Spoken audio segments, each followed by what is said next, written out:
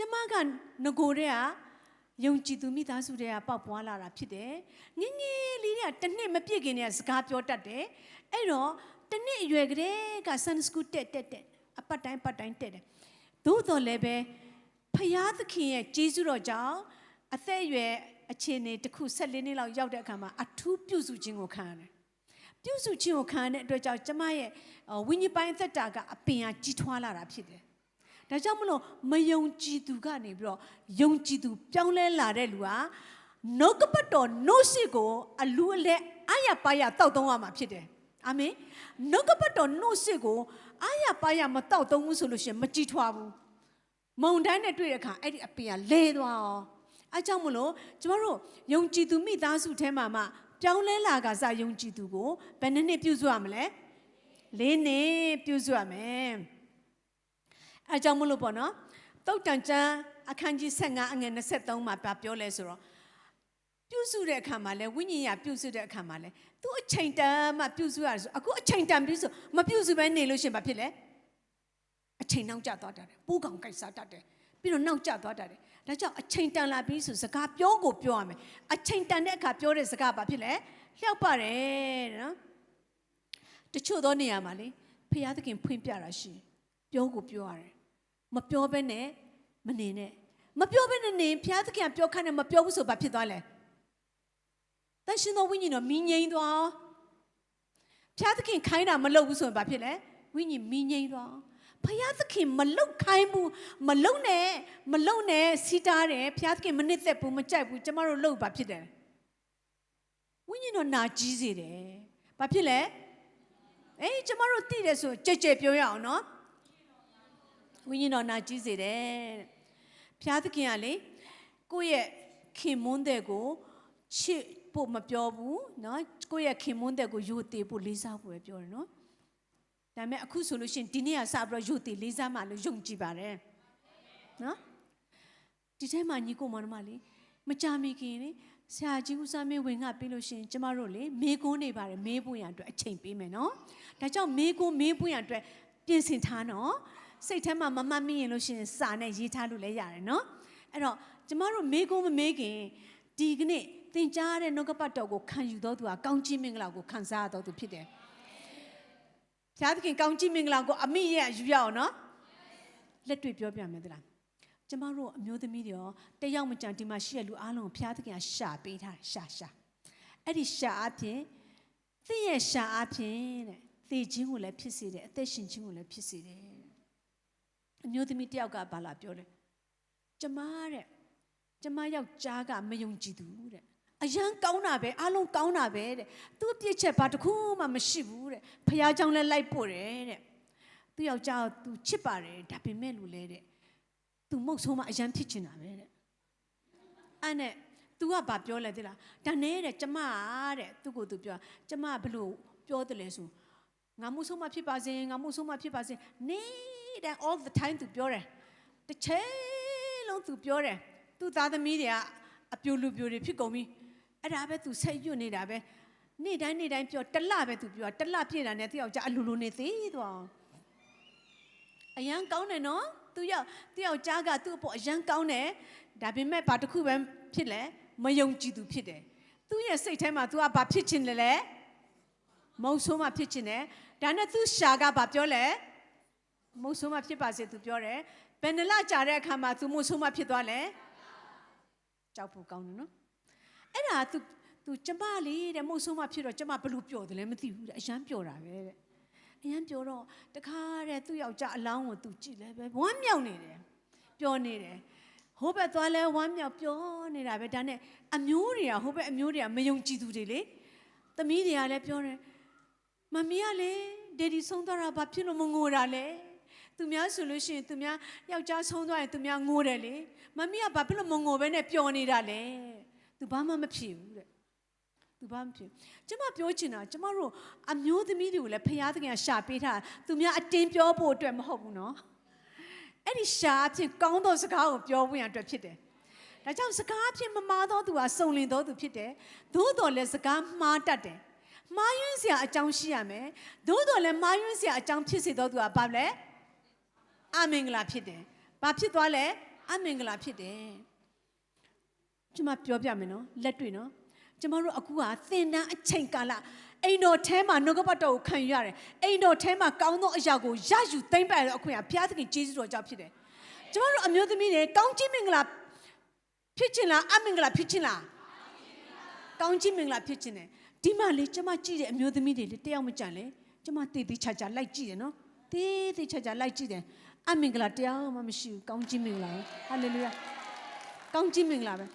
ကျမတို့ရဲ့သားသမီးတွေမြေးတွေမြစ်တွေတူတွေတူမတွေသူတို့ကလည်းအမင်္ဂလာမဖြစ်ဘဲနဲ့ကောင်းကြီးမင်္ဂလာဖြစ်ပွင့်ရအတွက်ဘုရားသခင်ကကျမတို့အနှင်ပေးထားတယ်လေအဲ့ဒါအနှင်ပေးတဲ့အတွက်ကြောင့်ကျမတို့ပြောတင်သောအရာကိုဘုရားသခင်ပြောခိုင်းတာပြောကိုပြောရမယ်မသက်ဆက်ရှိထဲမှာလည်းလေထိမိလဲစရာအကြောင်းကိုလုပ်တဲ့သူကအမင်္ဂလာဖြစ်တယ်သူငယ်တယောက်တစုံတယောက်ကိုတော့မထီမဲ့မြင်မပြုတ်နဲ့နော်တဲ့သူငယ်တွေကိုသခင်ရှုအယမ်းချစ်တယ်သူငယ်တယောက်ကိုတစုံတစ်ခုကိုမထီမဲ့မြင်တင်တော့ပြုတ်လိုက်တဲ့အခါမှာတင်တို့ကအပြစ်ဖြစ်တယ်တင်တို့ရဲ့လက်ပင်ကိုကြိတ်ဆုံကြောက်နဲ့ဆွဲပြီးတော့ပင်လေထဲမှာနဲ့တဲ့ပင်လေထဲမှာအနှစ်ပြီးတော့သေတာကသာရွေးကောင်းပါတယ်တဲ့သခင်ရှုကပြောတယ်ဘာလို့သူငယ်ကိုတော့မှတန်ဖိုးထားတယ်ကျွန်တော်အမျိုးသမီးတွေကိုသခင်ရှုတန်ဖိုးမထားဘူးလားတန်ဖိုးထားတယ်ဒါကြောင့်မလို့ကိုလည်းတန်ဖိုးထားရမယ်အာမင်တခါတလေလေစကားအပြင်တန်ဖိုးမဲ့သွားတာရှိတတ်တယ်နော်တခါတလေကဘာဖြစ်လဲဝတ်စားစင်ရင်မှုနဲ့တန်ဖိုးမဲ့သွားတာရှိတတ်တယ်ကျွန်မပြောပြမယ်နော်ဒါကလှုပ်ဝက်ချက်ဒါကယောက်ျားတိုင်းမသိဘူးဒါမဲ့ယောက်ျားလာတာအာနာတယ်ပြောမယ်ဘာဖြစ်လဲဆို missionary ဆရာတွေကလေလာတဲ့အခါဘာပြောလဲဆိုတယောက်ကတက်သေးခံတယ်သူ့ရဲ့အားနဲ့ချက်ကိုတော့သူတက်သေးခံတယ်အဲ့ဒါတယောက်ကဘာပြောလဲဆိုကျွန်တော်အားတဲ့ main ကလေးတွေခြေဖမိုးလေသိတယ်မလားခြေဖမိုးကိုတွေ့တာနဲ့ကျွန်တော်စိတ်လှုပ်ရမ်းလှုပ်ရှားတယ်တဲ့ဟာစဉ်းစားကြည့် main ကလေးခြေဖမိုးကဘာရှိလဲအခုဆိုခြေဖမိုးမှာခြေသေးနေတယ်အများကြီးပဲရှိတယ်သူဘယ်လောက်လှုပ်ရှားမလဲတော့မသိတော့အဲ့ဒါလည်းဆန်းတယ်နော်အေးထားလိုက်နောက်တစ်ယောက်ကဘာပြောလဲဆိုကျွန်တော်ကအမျိုးသမီးစပင်ရှည်လို့ရှိရင်ကျွန်တော်အရန်စိတ်လှုပ်ရှားတာပဲတဲ့သူအားနဲ့ချက်ပေါ့နော်သူအရန်စိတ်လှုပ်ရှားပဲသူမနေနိုင်တော့ဘူးတဲ့အဲ့ဒါလေးလက်တွေ့မျက်မြင်မြင်ရလားတနေ့ကျတော့ကျန်းစာသင်တန်းကြီးမှာလဲကျမတို့စီမှာ American ဆရာကလေဒီမှာစကပြန်တဲ့ဆရာမစပင်ရှည်ပဲတခါတည်းယူပြီးတော့တခါသူ့လက်ပြင်တပတ်ပတ်ပြီးတော့ကတ်သွားသလားကတ်သွားသူလည်းအဲ့ဒီအမျိုးသားတွေမှာပါလားမသိဘူးနော်ကတ်သွားတဲ့အခါမှာကျတော့ကျမဟို missionary ဆရာတယောက်ပြောတာလေအမျိုးသမီးတွေစပင်ရှိတွေ့လို့ရှိရင်တအားကိုစိတ်လှုပ်ရှားသွားတယ်မလားအေးအဲ့ဒါကိုဒါကသူပဲဖြစ်မယ်တင်တယ်သူလည်းပါတယ်တင်တယ်ဘာလဲအဲ့စပင်ရှိကိုတခါတည်းလှမ်းဖမ်းပြီးတော့လေသူ့လက်ဘင်းကိုတပတ်ပတ်လိုက်တဲ့အခါဘယ်လိုခွာလို့ရတော့မလဲခွာလို့မရအဲ့ဒါမှသူအကြာကြီးညင်နေတယ်ကျမလည်းအဲ့ဒီသူ့ရဲ့စိတ်နှလုံးနဲ့နည်းနည်းကိုမထိုးဖောက်ဘူးမစင်စားပါဘူးကျမနားလေတဲ့လောက်ပဲနားလေတာပေါ့နော်နောက်တစ်ယောက်ကြတော့တဲ့အမျိုးသမီးရင်သားကြည့်လို့ရှိရင်စိတ်လှုပ်ရှားသွားတယ်တဲ့အဲကြောင့်မဖော်ကြပါနဲ့ကိုသမီးတွေကိုတူမလည်းလုံးဝမဖော်ပါစေနဲ့နော်ဘာဖြစ်လဲထိမိလဲဆရာဖြစ်အမင်္ဂလာဒါကြောင့်မလို့ကျမလေအရင်တော့အမေကလေအဖေကလေဆိုင်မာတောင်မှအင်ဂျီကိုမတိုင်ပေးဘူးသူများသူ့သမီးကိုထိမှာဆိုလို့တဲ့အဖေကလေမျက်မှန်တက်ပြီးတော့တခါတဲ့အမေကိုတိုင်ခိုင်းတယ်သူကမတိုင်အမေကတိုင်ပြီးလို့ရှိရင်အဖေကလေချုပ်တယ်မချုပ်ဘူးတာနဲ့ချုပ်တယ်ဆိုတော့လက်ရဘယ်လိုဖြစ်မလဲနောက်9တောင်10တောင်အင်ဂျီကလက်ရှည်ဝတ်ရတယ်ရင်ဖုံးနည်းနည်းမဖုံးဘူးဟိုဒီလောက်ထိဖုံးခိုင်းတယ်ဟာပြီးလို့ရှိရင်ရှေ့ရိုးနောက်ရိုးပခုံးဆက်မပါညက်မညက်တတ်တာ哦အဖွားကြီးအင်ဂျီဖြစ်တယ်အဲ့ဒီအဖွားကြီးအင်ဂျီနော်ပြီးတော့ကြောင်းတက်တာ9တောင်10တောင်လက်တစ်ဖက်တူလက်တစ်ဖက်ရှင်ဒီမှာလေနာခံတယ်နိလက်တစ်ဖက်တူလက်တစ်ဖက်ရှင်အဖြူဆိုပြီးရောမလားအဖွားကြီးပုံစံပေါ့နော်အဲ့ဒီကျမကအဖွားကြီးပုံစံပေါက်တယ်ဟုတ်တယ်အမှုတော်ဆောင်လဲအဖွားကြီးပုံစံပါပဲကားပေါ်တက်လို့ရှိရင်လည်းပဲစပယ်ယာပြောတယ်အဖွားတက်ဖြစ်တက်နော်ဖြစ်တက်ကျမအနှွေးထဲကိုဒီလိုကောင်းမှပေါင်းတာမိုးရွရတယ်ဆိုအနှွေးဒါနဲ့တဲ့တာအဖွားဖြစ်တက်ဒါနဲ့မော့ကြည့်လိုက်တော့အော် sorry ပါတဲ့ sorry အဖွားမဟုတ်ဘူးနော်အဲ့ဒီအဖွားနဲ့တူတာတော့မှဒီမှာလာကြိုက်သေးတယ်ဒါကြောင့်ဘာမှထိမလဲစရာမရှိနောက်ပြီးတော့ဟ ဟို missionary ဆရာတယောက်ကပြောတယ်လေကျွန်တော်ကားတဲ့အမျိုးသမီးတင်ကြီးကြီးတွေ့လို့ရှိရင်တဲ့စိတ်လှုပ်ရှားတယ်တဲ့မနေနိုင်ဘူးတဲ့အိုးအဲ့ဒါလည်းရှိသေးတယ်နော်ဒါလူအသားပဲလေအဲ့အသားကသူ့နဲ့ပါဆိုင်လေနောက်တစ်ယောက်ကလည်းပါလေကျွန်တော်ကတဲ့စာတန်မာနကိုလုံးဝမကြောက်ဘူးတဲ့အဲ့ဒီနှခမ်းนี่အနီရောင်သိတယ်မလားအနီရောင်ရတွတ်ဆိုးလို့ရှိရင်ကျွန်တော်ကမနေနိုင်ဘူးတဲ့ကျွန်တော်ကြွေသွားတာပေါ့နော်ကျွန်တော်စိတ်လှုပ်ရှားတယ်အခုဓာတ်တွေကိုသိပြီးတော့ရှောက်လို့မဟုတ်ဘူးနော်ဓာတ်တွေကိုသိပြီးတော့ရှောင်ဖို့ရန်အတွက်ဖြစ်တယ်အိုးဒါကြောင့်ဆရာပြောတယ်မလားသမီးကနေဇနီးကြည်ကိုယောက်ျားရှိအိမ်အောင်ရှိယောက်ျားရှိတဲ့လူတွေတတိထားနော်မိန်းကလေးဆိုတာမိန်းကလေးအကြောင်းကိုသိတယ်အချိန်အခါတစ်ခုရောက်လာတဲ့အခါမှာလေစုံစမ်းနောက်ဆက်ချင်းဝင်တဲ့အခါမှာလေကျမတို့အဉာဏ်ပညာနဲ့ပြန်ပြီးတော့တွန်းလှန်ပြရမယ်ဟဲကိုယောက်ျားကိုလေအင်းညောင်နဲ့လေပါရင်နဲ့ခြူစားတဲ့လူတွေရှိသလားချက်ချင်းသိရတယ်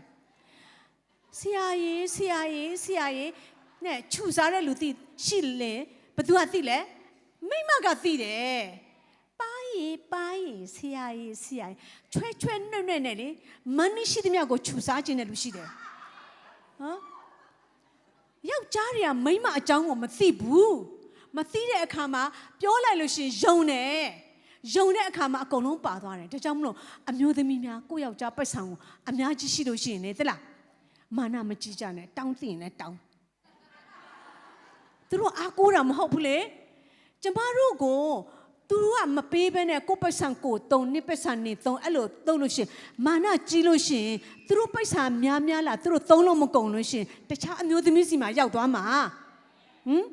ယောက်ျားတွေကလည်းပတ်ဆောင်အများကြီးရှိရင်ပြက်စီးတတ်တယ်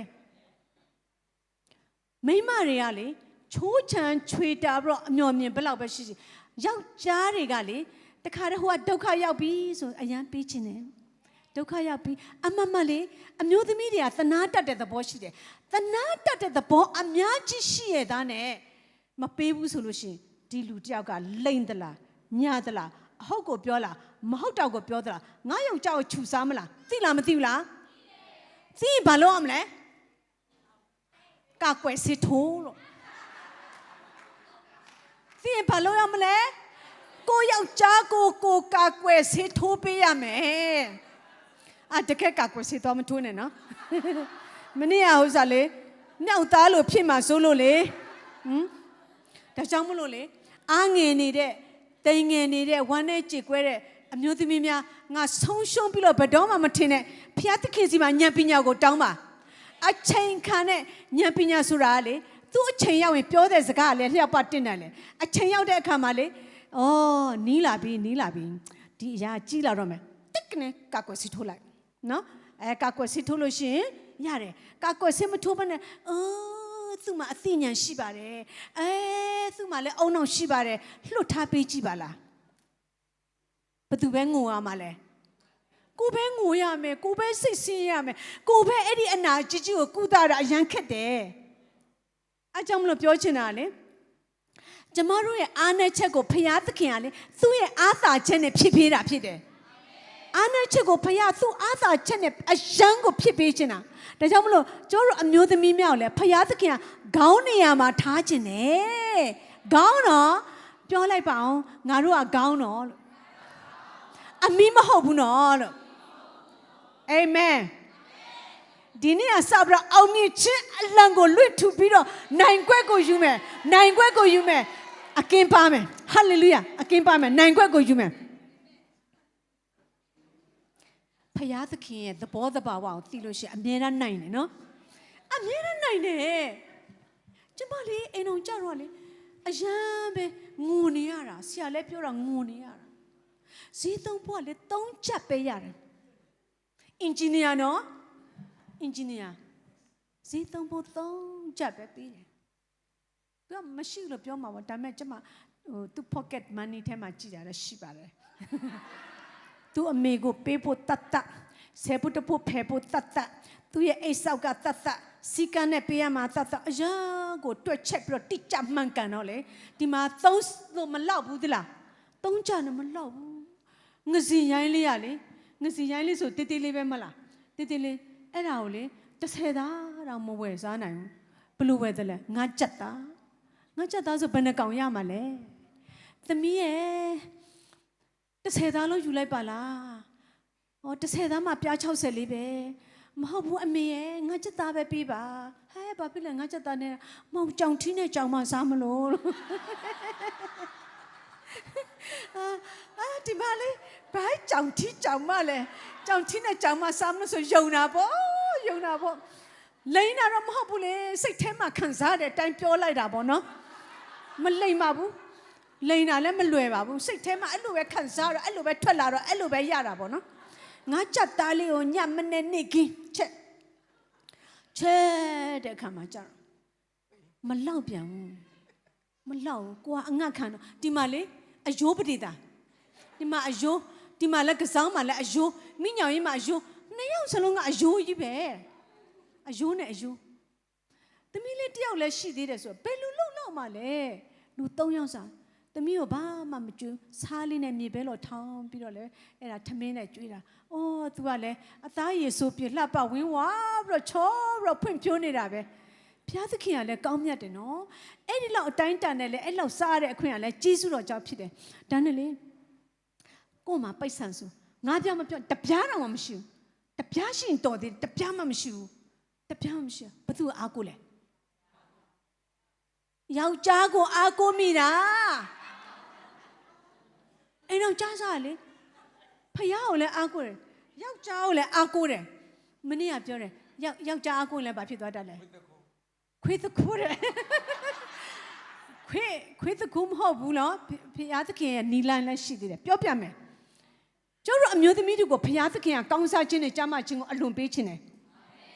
ဖျားသခင်ကလည်းသူပြောတာငါမကောင်းတာတခုမှမလုပ်ဘူးတဲ့ကောင်းဖို့အတွက်ပဲငါကြံစီပေးနေတယ်ငါရဲ့အကြံစီကလည်းကောင်းကင်ထက်တောင်မြင့်သေးတယ်ဟာလေလုယာအာမင်ဖျားသခင်လက်ခုပ်တီးချီးမွမ်းရအောင်အာမင်အဲ့ဒါလေကျွန်မဆုတောင်းတာဗောဖျားသခင်ကလည်းအားကိုးတယ်လေ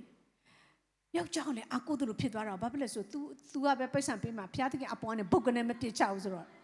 ဒါနဲ့ကျွန်မကဘယ်လိုပြောဖျားသခင်ဒီသားကိုရောသားဦးစမ်းမင်းသမီးကိုသနာဖို့မဆပါသမီးကိုလေဈေးသုံးဖို့တိုးပြီးတော့ပေးချင်တဲ့စိတ်ရှိဖို့လည်းမဆပါသမီးကိုချစ်ဖို့လည်းမဆပါအဲ့လိုမျိုးဆူတောင်းတယ်ကွာဆူတောင်းလေတရေလည်းမရနေရလည်းမရဟိုဖူးဆောင်ရှိတယ်မလားမျက်နှာသုတ်ပေါ်ပါလေအဲ့တာဝန်နဲ့လေကျမလေညညဆိုလို့ရှင်ခေါင်းတစ်လုံးကိုချင်းအောင်အပြင်မှာထုတ်လိုက်တယ်ထုတ်လိုက်ပြီးတော့ငိုတယ်မျက်နှာသုတ်ပွား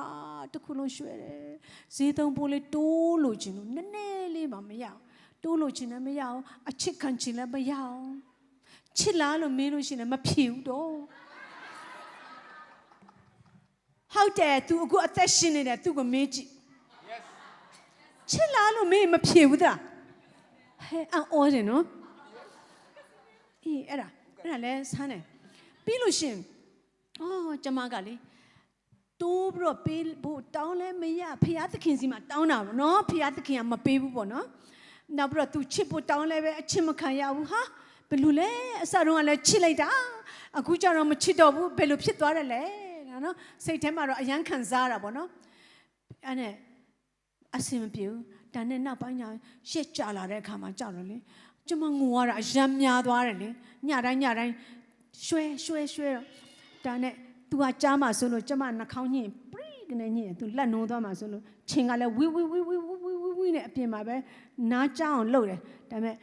အေးမနေ့မိုးလင်း4 နာရီ5 နာရီမှပြန်ဖုံးလာဘာလဲဆိုတော့လေကျမကဘာကိုအရန်ကြိုက်တာလဲတလားသုတ်တန်31ကိုအရန်ကြိုက်တယ်သုတ်တန်31ကို detail ဟိုအသေးစိတ်လေးပေါ့နော်1 verse 2 verse အဲ့လိုမျိုးတိလေးအစားအခုခင့်တဲ့အညီပေါ့နော်ခင့်တဲ့အညီအဲ့ဒီ331ကိုရှင်းပြဖို့ရအတွက် 100% စိတ်ထဲမှာရှိတော့ဟိုးမှာပြန်ကုန်မှာပြင်ဆင်လာခဲ့တယ်သို့တော်လဲဆရာကလေဒီမှာမပြောနဲ့တဲ့အချိန်မရှိဘူးတဲ့မပြောနဲ့ဆိုမပြောဘူးပေါ့နော်ဝန်ခံရတာပေါ့နော်အဲ့နဲ့အခုကပြောချင်တာကဘာလဲအချိန်ခါနဲ့ဉာဏ်ပညာနော်အချိန်ခါနဲ့ဉာဏ်ပညာဖျားသခင်ကပြန်ပေးတယ်ဖျားသခင်ရဲ့ပေးတဲ့ခါကျမဖျားသခင်အလိုတော်နဲ့အညီဆုတောင်းတယ်ဖျားသခင်သမီးကကိုရောသားဦးစမ်းမင်းကိုချစ်ဖို့ရမဆပါပြီးတော့သူ့အတွက်အထောက်ပံ့ဖြစ်ဖို့ရမဆပါလို့ပြောချက်ချင်းပဲဖျားသခင်ကသဘောကျပြီးတော့ပေးလိုက်တာအိုးဟာလေလုယာဖျားသခင်သဘောကျရင်ကောင်းဘာဖြစ်သွားလဲ ဖျားသခင်သဘောကျရင်ကောင်းဖျားသခင်သဘောကျအောင်ဖျားသခင်နှစ်သက်အောင်လည်းဆုတောင်းရမယ်နော်ဒါကြောင့်မလို့ကျမဘယ်လိုပြောလဲဖျားသခင်ကိုရိုနဲ့စကားပြောတတ်ပွင့်ရအတွက်လူနဲ့လည်းစကားပြောတတ်ပွင့်ရအတွက်မဆပါလို့အဲ့လိုမျိုးဆုတောင်းတဲ့အခါမှာတဖြည်းဖြည်းနဲ့စကားပြောတတ်လာတယ်ဟာလေလုယာဒါဆိုလို့ရှိရင်တတိပြောတော့မယ်နော်တမိခဏလောက်ဟုတ်ပဲလေဒါကကိုယောက်ျားနော်ကိုယောက်ျားဟိုဘက်မှာပဲအာယုံစိုက်နေတယ်ဟိုဘက်မှာပဲတတိထားနေတယ်ဟိုဘက်ကိုပဲဂယုစိုက်တယ်ဟိုဘက်ကိုပဲစေတနာရှိတယ်ဟိုဘက်မှာပဲမျှော်ကြည့်နေဘာလုပ်မလဲဒီလိုချက်ချင်းလှည့်လိုက်အဲ့လိုလုပ်ရမယ်လက်ခကြ God bless you လှည့်ရမယ်မလှည့်လို့ရှိရင်မရဘူးအဲ့ဒီလှည့်တဲ့နီလန်းကိုလည်းဝိညာဉ်တော်အလုပ်လုပ်တာဖြစ်တယ်ကျွန်မသိသဘောကျတဲ့အရာရှိတယ်ကျမ်းစာထဲမှာလေဖတ်တဲ့အခါမှာအမျိုးသမီးကျောင်းမဟုတ်ဘူးနော်အမျိုးသားလည်းပဲနော်ဘယင်တွေကိုနော်ဘယ်လိုလုပ်ကြတယ်လဲဘယ်လိုဘယင်ကဘယ်လိုလုပ်တယ်လဲဘယ်လိုညံရှိတယ်လဲဆိုတာအဲ့ဒါကိုလည်းလေ့လာအောင်ဘာလဲဆိုကောင်းသောအရာမှန်သမျှကိုအမိအယသိမ့်ပိုက်ရမှာလေဒါကြောင့်အချိန်ခါနဲ့ဉာဏ်ပညာကိုဘုရားသခင်ပေးလိုက်တဲ့အခါမှာလည်းအမိအယယူရမှာဖြစ်တယ်အာမင်အဲ့ဆုတောင်းပုံစံပြောင်းလိုက်တဲ့အခါမှာကျတော့ဘုရားသခင်ကလေနှစ်သက်တဲ့အခါမှာချက်ချင်းပေးလိုက်တဲ့အခါမှာတခါတည်းဒီလိုပဲတက်တယ် drone နဲ့တက်သွားတာနော်ဒီလိုမှဒူးဆိုအောက်ဆိုင်တာမရှိဘူးတက်မသွားတော့ဒီတစ်ခါကျွန်တော်တို့အမျိုးသမီးတက်မသွားအပေါ်ပဲတက်မယ်ဟာလေလုယာအပေါ်ပဲတက်တော့မယ်ယောက်ျားအတွက်အထောက်အမဖြစ်ရမယ်ဆိုလို့ရှိရင်ယောက်ျားထက်သားမလားမသားဘူးလားအာမင်ယောက်ျားအစွမ်းတတ္တိနဲ့ပြည့်စုံသောသူဖြစ်ရမယ်တဲ့ယောက်ျားနဲ့ရင်ပေါင်တားနိုင်သည်သာမကယောက်ျားထက်သားရမယ်ဟာလေလုယာငွေကြေးပိုင်းမှာလည်းယောက်ျားထက်သားရမယ်အဲ့ဒါဘာသာပြောတော့မဟုတ်ဘူးနော်လက်တွေ့အခြားရတယ်လည်းယောက်ျားထက်သားရမယ်အာမင်လက်တွေ့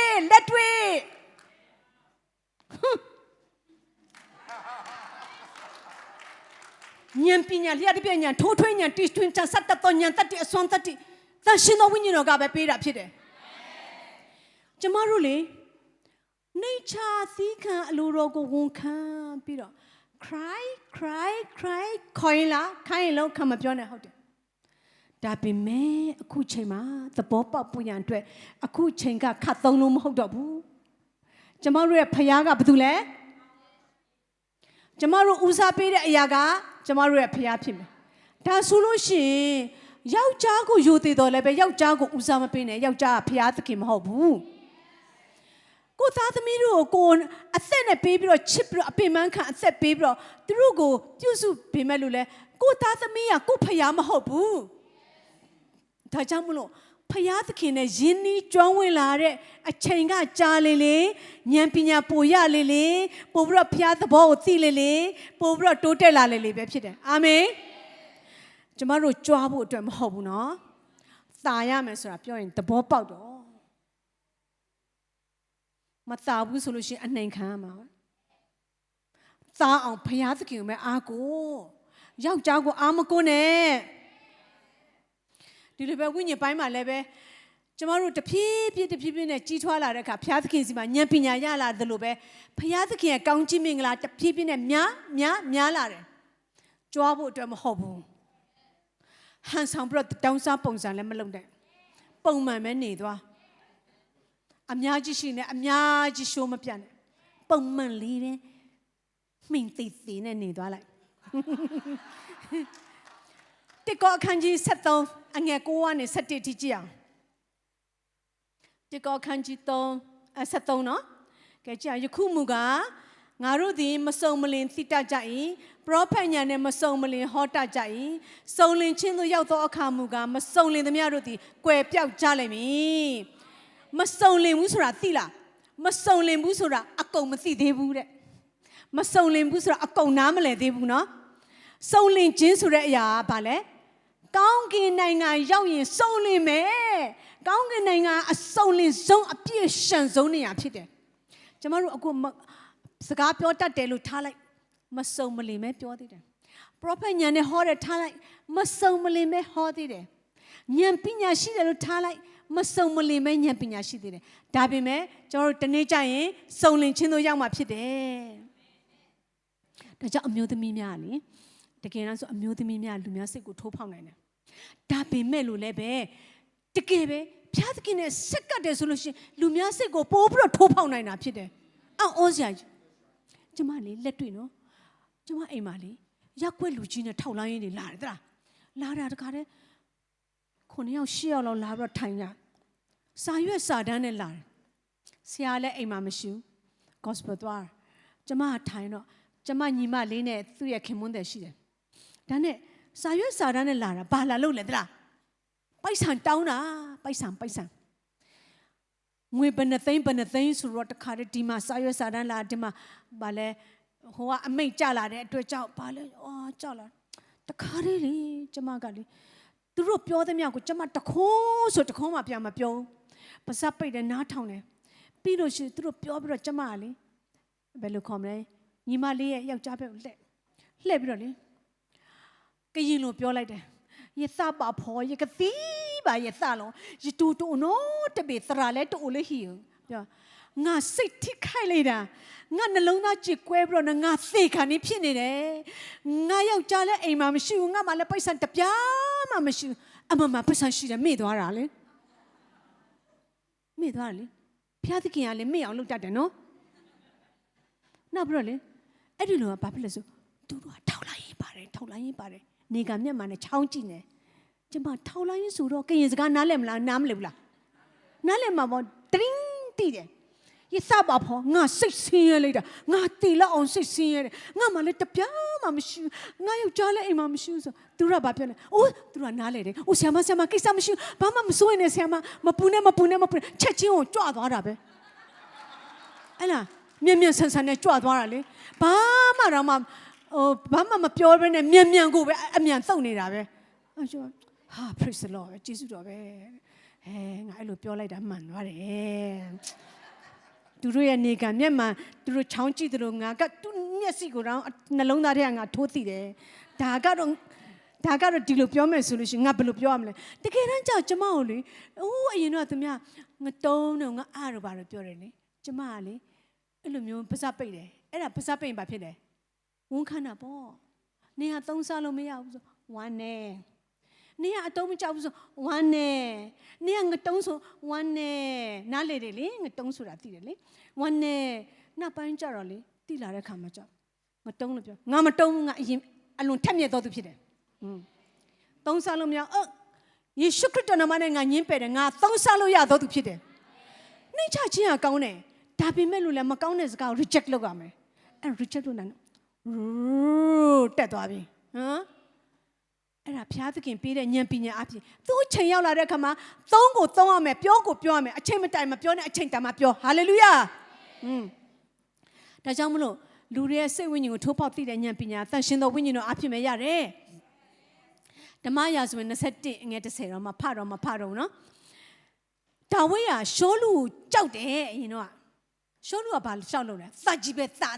သနေတာသူ့လိုက်တနေတာသူကအရန်ကြောက်တဲ့အခါမှာသူကထွက်ပြေးတယ်ဘယ်ကိုထွက်ပြေးလဲဆိုဂါသမင်းအာခိတ်ထံမှာလေထွက်ပြေးတယ်သိတယ်မလားထွက်ပြေးတော့ဘာလုပ်မှထင်လဲထွက်ပြေးသွားတဲ့အခါမှာအဲ့ဒီဂါသမင်းစီမရောက်သေးဘာဖြစ်လဲသလားဟာဂါသမင်းရဲ့ကြုံနေတွေ့လဲတာအဲ့ဒါရှောလူအမောအဲ့ဒါဟိုစားရှောလူလိုက်တတ်တဲ့လူလေအဲ့ဒါဒါဝိမင်းမလဲအဲ့ဒါလေအခုလေအဲ့ဒါဒါဝိမင်းတွေ့လားအဲ့ဒါဒါဝိမင်းဟိုဟုတ်ပြီသိတယ်ဟိုစားလေရှောလူအထောင်ဒါဝိစောင်းတယ်လေဟိုတဲ့ကပြောအေးဟုတ်တယ်ရှောလူအထောင်ဒါဝိစောင်းဟိုသူတို့ကအလှဲ့နဲ့ကကြတာလေအလှဲ့နဲ့ကကြတာအဲ့ဒါဟုတ်တယ်အဲ့ဒါဆိုလို့ရှိရင်ဝိုင်းဖမ်းရအောင်ဒါပေမဲ့လို့လေသူတို့ပြောတဲ့စကားကိုဒါဝိကကြားသွားတယ်မလားကြားသွားတဲ့အခါမှာဒါဝိဘာလုပ်လဲဒါဝိကလေကြားသွားတခါအယူဟန်ဆောင်ပြီးတော့စတွေးတွေရှောက်ထွေးစပင်ပွားထောင်းအောင်လုပ်ပြီးတော့တကရွက်ပေါ်မှာစာတွေရှောက်ရင်းပြီးတော့မုတ်စိတ်မွေးပေါ်မှာသေရည်တွေအများကြီးကြလာအောင်လုပ်တယ်ကျမထင်တာအရန်ကြောက်လုံးသေရည်ကြလာမသိဘူးနော်ကျမလည်းသူ့ကိုလိုမျိုးကြောက်အောင်လိုက်လုပ်တာတော့ထွက်တော့မထွက်ပါဘူးဒါပေမဲ့ကြောက်လို့ရှိရင်တော့တခုခုတော့ထွက်တတ်တယ်လေအဲ့ဒါ तू ကအဲ့လိုလုပ်တိတ်ကြောက်တယ်တဲ့ကျန်းစာပြောတာကြောက်တယ်နော် तू သူကြောက်တော့တရေတွေမုတ်စိတ်မှာတပြန်ပြန်နဲ့ထွက်လာတယ်ပြီးလို့ရှိရင်စပင်းနဲ့ရှုပ်ဖွားပြီးတော့လက်ရင်းနဲ့တကရွက်ပေါ်မှာရှောက်ရွေးစတွေးထွေးအော်ဖျားသခင်လှုပ်ပြီးတယ်သူကအယူဟန်ဆောင်တယ်တဲ့ကျမတို့အမျိုးသမီးတွေကလည်းဟန်ဆောင်သိတဲ့အချိန်မှာဟန်ဆောင်ရမယ်နော်သိလားငါအမလုပ်ရဘူးမတုံးရဘူးအိမ်မငိုင်းနဲ့မသန်းနဲ့တေချာနာထောင်ဒါဝိတ်လို့အယူလို့ဟန်ဆောင်သိရင်ဟန်ဆောင်ရမှာဖြစ်တယ်ဟမ်အရန်တစ်ချိန်လုံးမအပါနဲ့ဟန်ဆောင်လို့ရှိရင်ဟန်ဆောင်တဲ့နေရာမှာဟန်ဆောင်လို့ရှိရင်ဘာဖြစ်လဲသိလားချွေးနဲ့တက်သွားအဲ့ဆိုအပေါ်ရောက်သွားတယ်ဖျားခင်ပြောနေအောင်အောက်မှာမနေခိုင်းဘူးလေငါအပေါ်မှာနေခိုင်းတာလေအေးနေငါအမေမဖြစ်စေချင်ဘူးခေါင်းဖြစ်စေချင်တာလေအဲ့ဒါဝိရဟန်ဆောင်တယ်လို့ကျမ်းစာပြောတယ်ကြည့်လေဖျားခင်သူ့ခေါင်းကြည့်ပြီးသားဟေပြဝန်းဆွဲမှလည်းလိမ့်လားမလိမ့်ဘူးလိမ့်တယ်လို့ဘာတယ်လို့နဲ့ငါနင်းတို့ပြောထားတယ်လေဘင်းရပြောယောက်ျားလေးမွေးလာရင်ချက်ချင်းသတ်လို့ငါပြောနင်းတို့ဘာလို့မသတ်တာလဲမဟုတ်ပါဘူးရှင်ပြန်ကြည့်ရဲ့ကျမတို့မရောက်ခင်အဲ့ဟေပြအမျိုးသမီးတွေကအရင်ဆုံးသူ့ကလေးတွေထွက်သွားလို့ပါဘုရားသခင်ကစပြီးတော့ယေရှုပြုလိုက်တယ်ကျမတို့လည်းယေရှုပြုခံရတော့အမျိုးသမီးများဖြစ်ပါစေဟာလေလုယာဘုရားသခင်ယေရှုပြုတော်သူဖြစ်ပါစေဟာလေလုယာဘုရားသခင်လက်ခုပ်တီးချီးမွမ်းရအောင်ဟာလေလုယာအဲ့ဒီအချိန်မှာကြောက်ဒါဝိဒ်ကဉာဏ်ပညာသုံးသွားပြီဉာဏ်ပညာသုံးသွားပြီကျမတို့လည်းဉာဏ်ပညာသုံးရမယ်နော်ကျမတို့အိမ်အောင်ကြတဲ့အခါမှာ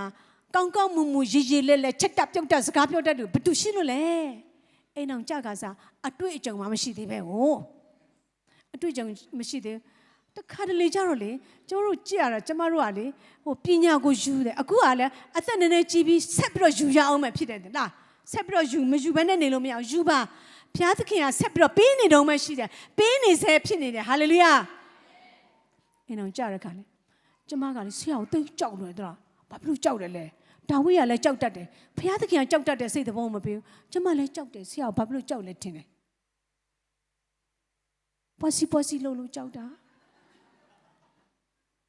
ရုံးပြန်လာပြီဆိုလို့ရှိရင်လေမျက်နာကအရှည်ကြီးပဲ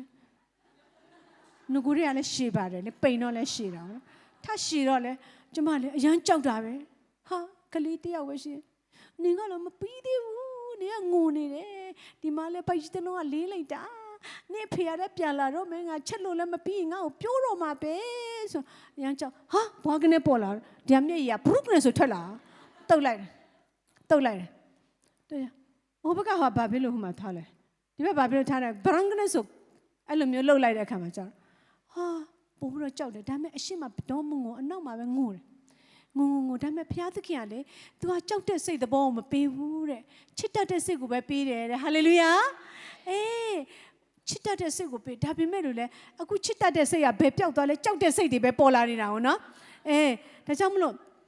ကျမတို့အမျိုးသမီးတွေမှာလေစိုးရင်တတ်တယ်နောက်ပြီးတော့စိတ်ပူတတ်တယ်စိတ်ပြက်တတ်တယ်နော်ကိုတတ်စီဖို့ဘယ်တော့မှမစင်စားနဲ့ကိုတတ်စီတဲ့လူကဘုရားသခင်ရဲ့နော်ဗိမာန်တော်ကိုဖျက်ဆီးတဲ့လူဖြစ်တဲ့အတွက်ကြောင့်ဘုရားသခင်ကိုယ်တိုင်ဖျက်ဆီးမှာဖြစ်တယ်ကိုမြေကြီးပေါ်မှာတွေ့ရတဲ့ဒုက္ခကလေတခဏပဲဟိုမှာငရဲထဲမှာဆိုတစ်သေးလုံးခံရမှာဖြစ်တယ်ဒါကြောင့်မလို့ဘသူကိုမှမကြောက်နဲ့ဟာလေလုယာဘသူကိုမှမကြောက်နဲ့အာမင်ပြောရအောင်ငါမကြောက်တော့ဘူးဘသူကမှငါမကြောက်တော့ဘူးငါဝမ်းမနေတော့ဘူးငါဘက်မှာယေရှုခရစ်တော်ရှိတယ်ဟာလေလုယာအာမင်အဲ့တော့လေဒီမှာရှိတဲ့အမျိုးသမီးများကလေ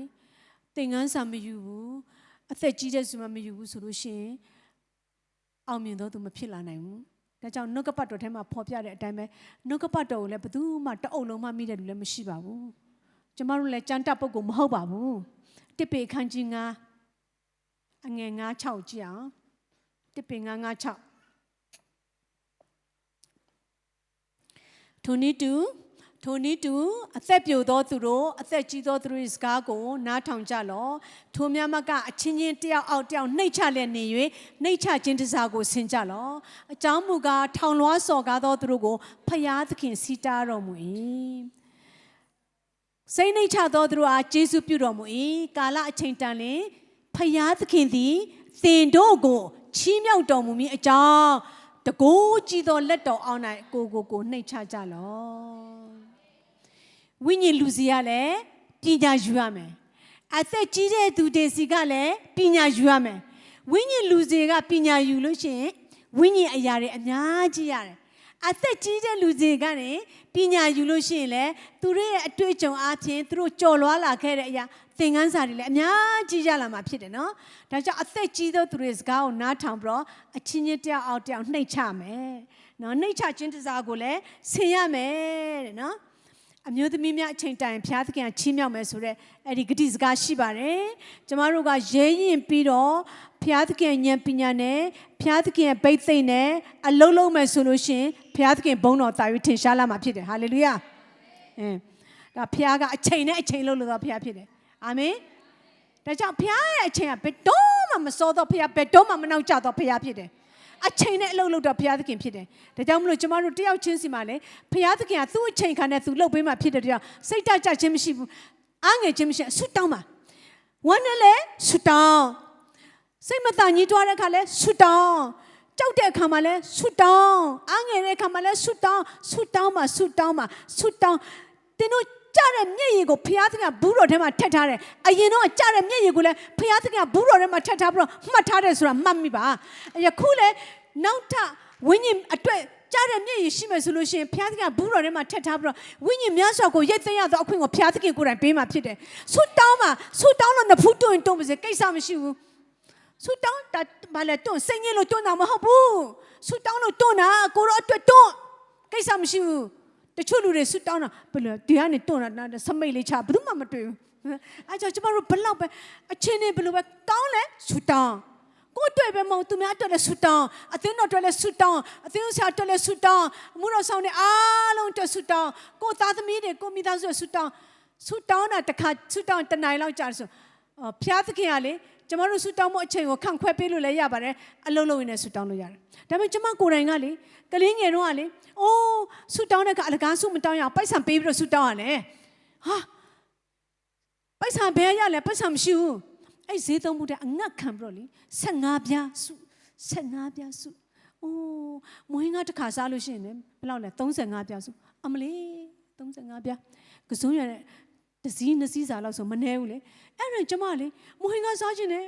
ဗမာကလေမွေးငါသူတို့ဖွင့်အဲ့ဒီသူ့ရဲ့မွေးငါအငွေကဒီထဲမှာဝင်တော့တရေကကြလာတယ်ဟာမွေးငါအရန်စားခြင်းနဲ့ဒါနဲ့နောက်ပိုင်းကျမကဘယ်လိုပြောလဲဟာငါနှမျောစရာကြီးဆိုတော့ကျမလေကစုံရဝင်တော့မှကောင်းသေးတယ်ဒါငါမဟုတ်စားလို့ရှိရင်တော်တော်ထိခိုက်တယ်ဆိုမွေးငါမစားခြင်းတာပဲဒါပေမဲ့မစားခြင်းတော့မရဘူးတည်ကြဒါနဲ့မဟင်ကအိုးဖွင့်လိုက်တဲ့အခါမှာလူအလဲအများကြီးမှကျမဘယ်လိုပြောလဲဟေးမဟင်ကထွက်ယေရှုနာမနဲ့ထွက်အဲ့လိုပြောတယ်အဲ့နဲ့နောက်ကျမမဟင်ကမဝယ်စားတော့ပိုက်ဆံစုလို့ရတယ်လေ15ပြားစုတော့အခါကျမလေဘုရားသခင်ကိုလေဆူတောင်းချီးမွမ်းဂျေစုတင်တာလေအယံဂျေစုတင်လို့မဆုံးနိုင်ဘုရားသခင်အယံဂျေစုတင်စရာတွေအယံများတော့လေဒီလိုမျိုးရိုးနဲ့ဂျေစုမတင်မဲနဲ့တခါတည်းဒူးထောက်လက်မြောက်ပြီးတော့တအားသူရှင်မျက်မှောက်တော့အယံဂျေစုတင်ချင်တာပဲအဲ့ဒါလေဘယ်လောက်ပေးရလဲသိလားတမတ်ပေးရတယ်25ပြားပေးရတယ်ဟဲ့ညီမလေးကိုခဏကြည့်ထားပေးပါတမတ်ပေးမှရမယ်အော်ဟုတ်ကဲ့တမတ်ပေးလိုက်နောက်ကြတော့လေဈေးတက်သွားတမတ်နဲ့မရဘူးလေငါမူငါမူဆိုလို့ရှိရင်တပတ်လုံးမကောက်8ရက်လုံးစုရတယ်8ရက်ကြာမှဆာငါလိုက်တာဖျားသခင်အရန်ဆာငါတယ်ဒီမှာရှိတဲ့အမျိုးသမီးများဆူတောင်းရင်ဘယ်နှပြပေးရလဲမပေးရအောင်မလားကျမပေးလာခဲ့တဲ့အတွက်ကြောင့်မလားအဲ့တန်ဖိုးကိုကျမသိသိတယ်ဒါကြောင့်ဆူတောင်းခြင်းကပြင်းရင်ချင်းမရှိဘဲနဲ့ဆူတောင်းပါဟာလေလုယာလူတို့ဒီအာမလျှော့ပဲစ조사ပြီးဆူတောင်းရမယ်ဘုရားကဘာပြောလဲငါသည်ထာဝရဘုရားဖြစ်သင်တို့သည်ငါ့ကိုကြားစေခြင်းကပြောကြသောထိုစကားအတိုင်းသင်တို့ကိုငါပြုမိဟာလေလုယာသင်တို့သည်ငါ၌တည်၍ငါစကားသည်သင်တို့၌တည်လျင်သင်တို့သည်တောင်းချင်သမျှတို့ကိုတောင်းရကြလိမ့်မယ်ဖျားသခင်မူသားစကားကိုပြောအပ်တော့ကလူဖြစ်တော်မူသည်မဟုတ်နောင်တရအပ်တော့ကလူသားဖြစ်တော်မူသည်မဟုတ်မိန်တော်မူပြီးမှစကားတော်အတိုင်းမပြုဘဲနေတော်မူမည်လောဂတိထားတော်မူပြီးမှဂတိတော်အတိုင်းမတည်ဘဲနေတော်မူမည်လောဖျားသခင်ကဂတိတည်တော်မူသောဖျားသခင်ဖြစ်တယ်ရှေ့စကားနဲ့နောက်စကားညီတယ်သူပြောတဲ့အတိုင်းသူလုပ်မယ်လို့အာမခံချက်ပေးထားပြီးသားဖြစ်တဲ့အတွက်ကြောင့်ကျမတို့အမျိုးသမီးများကိုဖျားသခင်ထိုဂတိတော်အတိုင်းကြီးမားသောကောင်းချီးမင်္ဂလာသုံးလောင်းပါစေဟာလေလုယာ praise godဂျာနဲ့အချိန်ကိုဆရာကြည့်ပေးပါတယ် Hallelujah Hallelujah discussion အချိန်လဲထားခြင်းသေးတော့လေအဲ့ဒါနဲ့ဆင်မကိုခါဒီလိုပြတာ9ခါ6ခါတော့ဖြစ်မို့ तू ကလည်းကျွန်တော်ကပြတာ तू ပြောနေတာအရန်ကျွန်တော်တို့လည်းစိတ်ဝင်စားတယ်အဲ့တော့ကျွန်တော်အရန်လဲအားနာတယ်ဒီကသမီးတွေမေးလို့ရအောင်လဲအချိန်ကထားကြတော့မလောက်ဘူးဖြစ်နေကျေးဇူးတော်ပဲအခုဒီနေ့ကအရေးကြီးတယ်ဆိုတော့သိပ်ပြီးတော့ထွေထူးမပြောတော့ဘဲနဲ့အရေးကြီးတာပဲကျွန်တော်ပြောမယ့်သဘောရှိတယ်ကျွန်တော်ဒီချင်းမှန်ရောက်တော့ဒီမှာရှိတဲ့မိခင်ကြီးတွေမိခင်လောင်းတွေကိုကျွန်တော်တွေ့တဲ့အခါကျတော့ကျွန်တော်ဘာလို့သွားသတိရလဲဆိုတော့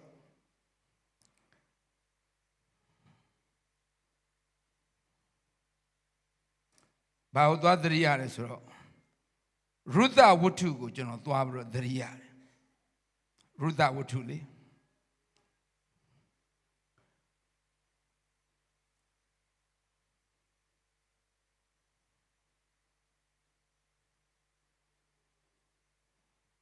ရုဒ္ဓဝတ္ထုမှာ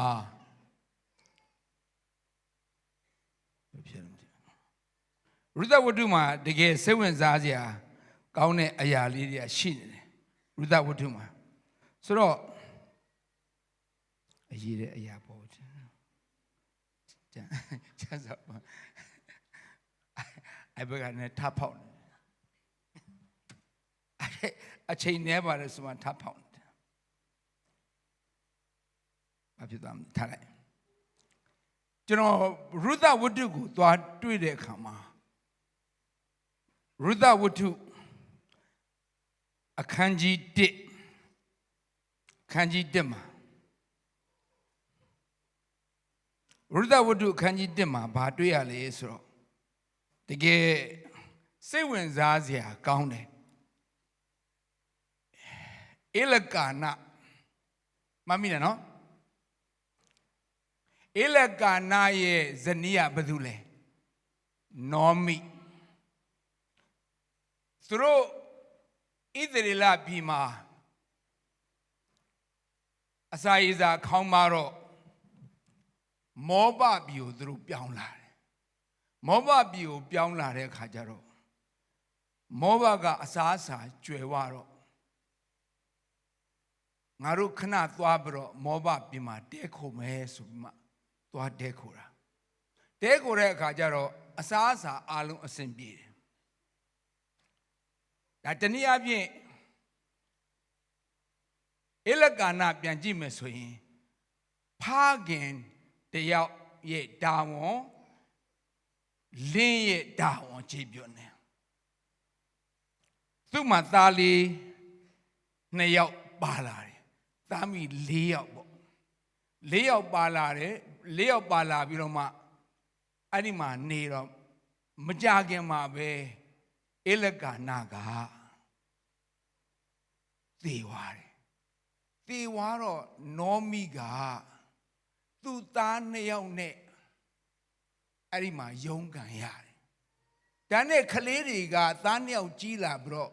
မောဘပြည်သူမယုံကြည်သူအမျိုးသမီးနဲ့ရကြတယ်သား2ယောက်စလုံးရပြီးတော့နောမိလည်းပဲသူ့ဘဝကိုသူယုံကန်နေရတော့အဲ့ဒီခုနသူ့ချွေးမ2ယောက်ကိုမင်းတို့အိမ်မြို့ပြန်ကြပြီးတော့ငါနောက်ထပ်လင်ရစရာလင်ရပြီးတော့သားသမီးရစရာလည်းငါမှအကြောင်းမရှိဘူးအဲ့တော့မင်းတို့ပြန်ပါတော့ဆိုတဲ့အခါမှာသားကြီးရဲ့မိန်းမချွေးမအကြီးကပြန်သွားတယ်ချွေးမအငယ်ဖြစ်တဲ့ရုသကနောမိနဲ့အတူနေခဲ့တယ်နေခဲ့တဲ့အခါမှာဘာဖြစ်လို့နေရတယ်လဲဆိုတာကိုကျွန်တော်စဉ်းစားတဲ့အခါမှာနောမိကတကယ်မိခင်ကောင်းတယောက်တကယ် godly woman ပြီးသားတဲ့အမျိုးသမီးတယောက်ဖြစ်တယ်ဆိုတော့ကျွန်တော်သွားပြီးတော့သတိထားမိတယ်။ဘာကြောင့်လဲဆိုတော့ရုသပြောတဲ့စကားတွေကိုပြန်ကြည့်လိုက်ရင်ရုသခိုင်းတက်မှာပဲကြည့်နော်မ ဘာလို့အချင်းကနဲသွားပြီဆိုတော့လေကျွန်တော်တစ်ခုချင်းကျွန်တော်မပြောတော့အမေရဲ့ဖယားကကျမဖယားအမေအမျိုးကကျမအမျိုးအမေသွားလျာတိုင်းမှာကျမလိုက်မယ်အမေအိတ်တဲ့နေရာမှာကျမရှိမယ်ဆိုတဲ့သဘောကနောမီကိုသူ့ရဲ့မိခင်ယင်းတယောက်လိုပဲသဘောထားနိုင်တာဆိုတဲ့သဘောကရုသရဲ့နှလုံးသားထဲမှာဖယားကိုသိတဲ့အသက်တာဖြစ်လာတယ်။ဘာကြောင့်လဲ။နောမီကိုယ်တိုင်က godly mother အဖြစ်အသက်ရှင်နေထိုင်ခဲ့တာ။ချွေးမနှစ်ယောက်စလုံးရဲ့ရှေ့မှာကောင်းသောပုံသက်သည်ပြပေမဲ့အကြီးချွေးမကတော့ဘလို့ပဲပြောပြောနှလုံးသားမာကြောနေတော့ဘလို့မှလက်မခံဘူး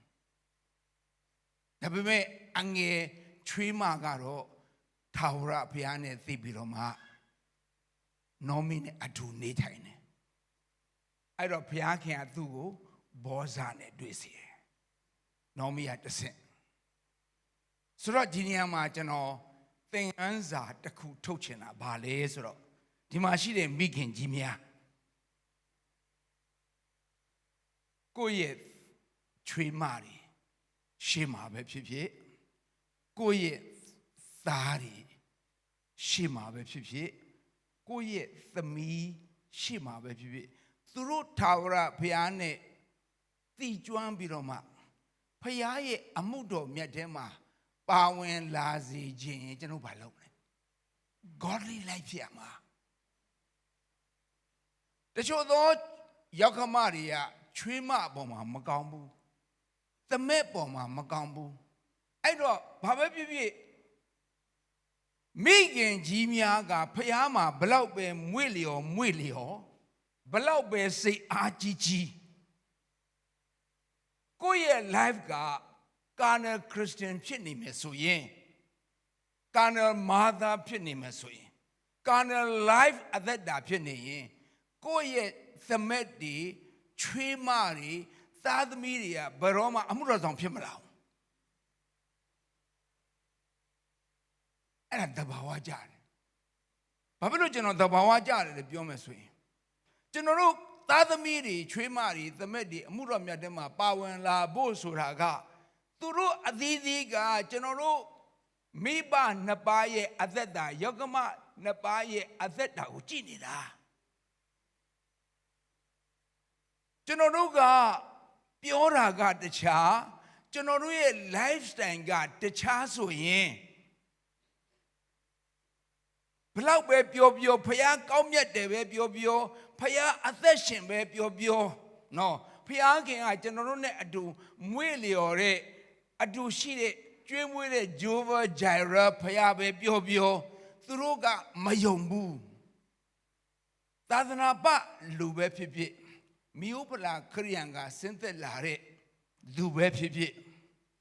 ဖျားခင်အသက်ရှင်ကြောင်းကိုကျွန်တော်တို့အပြောသက်အားဖြင့်သူတို့က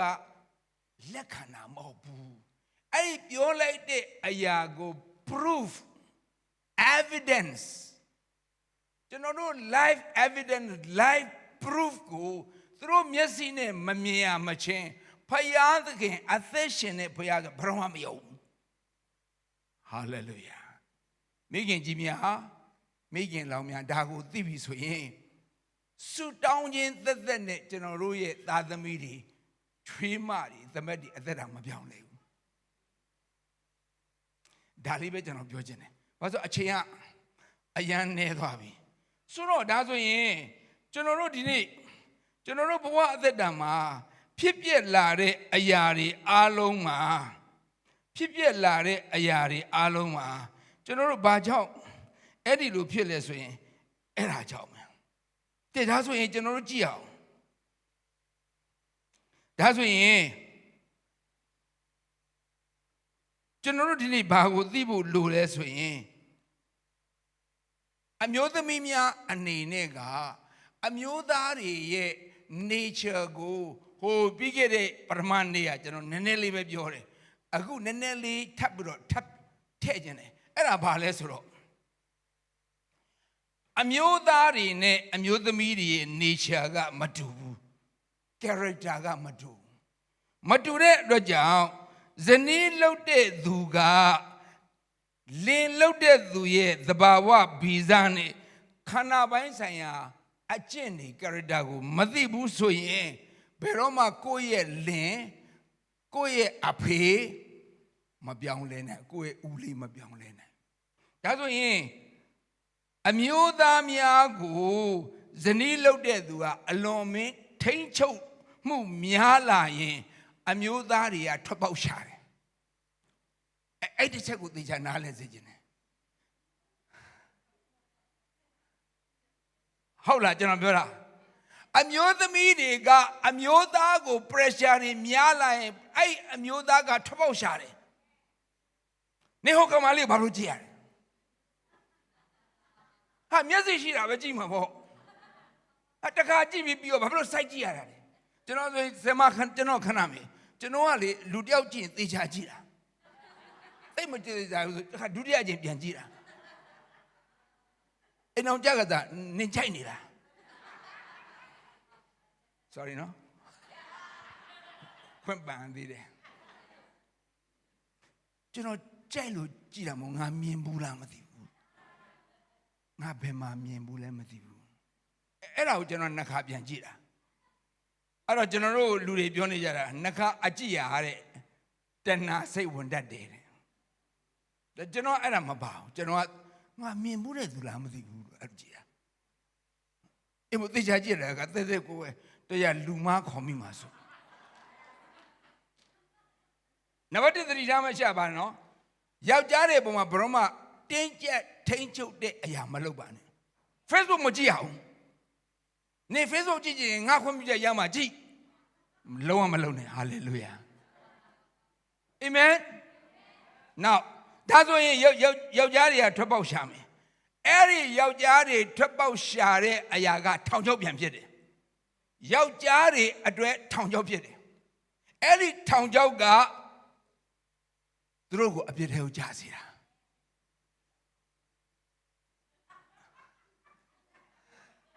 Is it right တော်လွင်မြေမှာသွားနေမယ်ကွာတိုက်တောင်ပေါ်မှာသွားနေတယ်နောက်ဆုံးနေစရာမရှိရင်အခြားနေရာသူယောက်ျားတွေဘာလုပ်နေသေးလားအမှုတော်ဆောင်နေဖျားဘက်ဆရာကြီးတဲ့လူတွေဘာလုပ်လဲသိလားဖျားဘက်ဆရာကြီးတဲ့မိန်းမတွေကဘာလုပ်လဲချင်းမိုင်သွားပြီးတော့ကျန်းစာသင်တန်းတက်မဲယောက်ျားကြီး2လသင်တန်းတဲ့3လသင်တန်းတဲ့3လလုံးလုံးယောက်ျားအဆူမခံရတော့2လလုံးလုံးယောက်ျားအဆူမခံရတော့ဘူး hallelujah ယောက်ျားတွေကြတော့ဘာလုပ်လဲဟေးမိန်းမကြီးငါကလေဟို evangelist အနေနဲ့ငါတောမှာသွားတော့အင်္ဂလိပ်ကြဟောမယ်အိမ်မှာကြတော့ယောက်ျားအချစ်ကလေးစီကံတယောက်တဒုံပဲစားမယ်နော်တောမှာကြတော့ဆရာစားတောကလူတွေကကြွေးတာ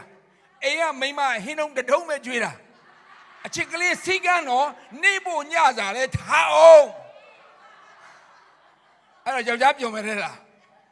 တောကြီးပဲထွက်မှာပေါ့သူမပြောရင်ဧဝံဂေလိကြီးထွက်မယ်ရောက်တဲ့နေရာတိုင်းမှာလေသူ့ကိုလေဆရာလို့မှုတ်ထားတာအဲ့တော့သူပြောတယ်လေအိမ်ကမိန်းမစီရောက်တဲ့ခါကျကြောင်ရှိမှကြွက်ကကုတ်ချောင်းနေရသလားမိန်းမများတပတ်ပေါက်ပါဖျားပဲဆရာကြီးတဲ့သူကထွက်ပေါက်ကဧဝံဂေလိကြီးထွက်တယ်အမျိုးသမီးတွေကြတော့သင်တန်းသွားတက်မယ်ချင်းမိုင်မှာသင်တန်းရှိတယ်3လနန်းကြီးသက်တာမစိုးဘူးယောက်ျားနင်အဲ့မှာသင်တန်းကြီးက3လဆိုတော့များတယ်ဒေါ်လာနဲ့ပေးရမှာသိလားနင်ပေးမလားဟိုကလည်းမိမကောက်စေချင်သွားသူကနှစ်ခါပွားတယ်ယောက်ျားစုမခံရဘူး3လလုံးလုံးဟာလေလုယာနောက်ယောက်ျားစီကလည်းပဲသင်တန်းကြီးတွေရတယ်ယောက်ျားတော်မှာခလေးလဲထိန်ရထမင်းလဲချစ်ရကြမ်းလဲတိုက်ရအဝတ်လဲလျှော်ရ သူမိမလုံးမဲ့အလုပ်တွေအားလုံးလုပ်ရတာဟာလေလုယာမမိုက်ဘူးအဲ့ဒါလုံးဝမမိုက်ဘူးနောက်အချို့မျိုးသမီးတွေလေအချို့မျိုးသမီးဘာလုပ်လဲကျမ evangelist တိမ်တက်တိမ်စင်ရှောက်သွားအင်းအဝတ်လည်းမလျှောက်တဲ့လွယ်ကလေးတစ်လုံးနဲ့ကျမ evangelist ခလေးလည်းမတည်ဘူးအိမ်မှာလည်းရှုပ်ပွားထားနေတယ်ပဲအိမ်နဲ့သွားခြင်းရှုပ်ပွားထားနေတယ်ပဲကြွက်တွေကလည်း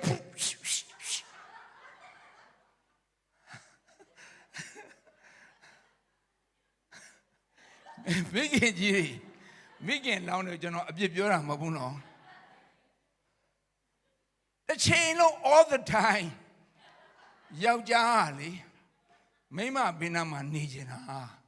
ကျွန်တော်တို့ယောက်ျားတွေကလေဘာမှဂျန်တဲ့ကိစ္စရခဏထားလိုက်မိန်းမကိုဖက်ထားရရင်ကျဉ်နဲ့နေတာ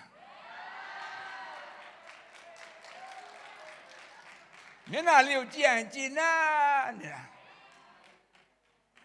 ကျွန်တော်ဆိုရင်ခါလဲဆမကြည့်တော့ကျဉ်တာကိုတော်နှုတ်လာတယ်ဆမလည်းပဲသူအဖက်ခံနေတာဟုတ်ကျွန်တော်ဖက်ရတော့သူကျဉ်နဲ့သူလည်းနှုတ်လာတယ်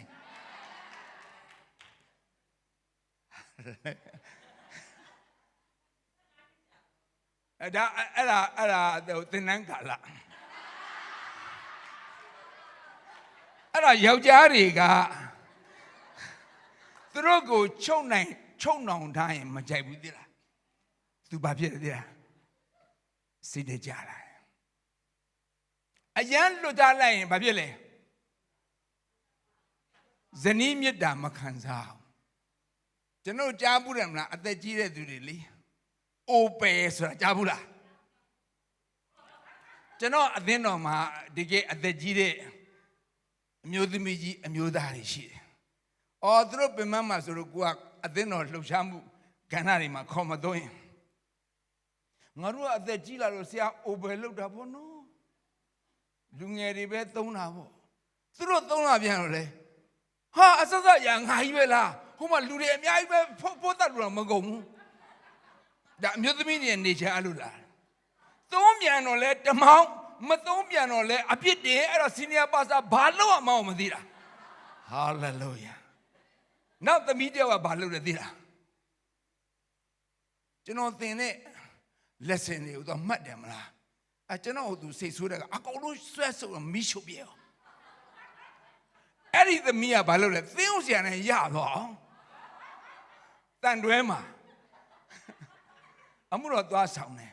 အဲ့တော့သူကသင်းဦးဆရာကြော်ဖြစ်သွားအဲ့တော့မှကျွန်တော်ယေရှုကိုသူပြန်သိတာဆရာကြီးဆရာကိုပြမခဲ့သမျှအခုသမီးလေးနောင်တရတယ်ကျမရဲ့အသင်းတော်မှာလည်းလေကျမကိုဂလန်ကစားလုပ်ပြီးတော့အဲ့လိုကျမလုပ်တဲ့အတိုင်းလုပ်တဲ့သူပြန်တွေးရတယ်စိုက်တဲ့အတိုင်းရေးရတယ်နော်အဲ့တကယ်မှန်တယ်ဟာလေလု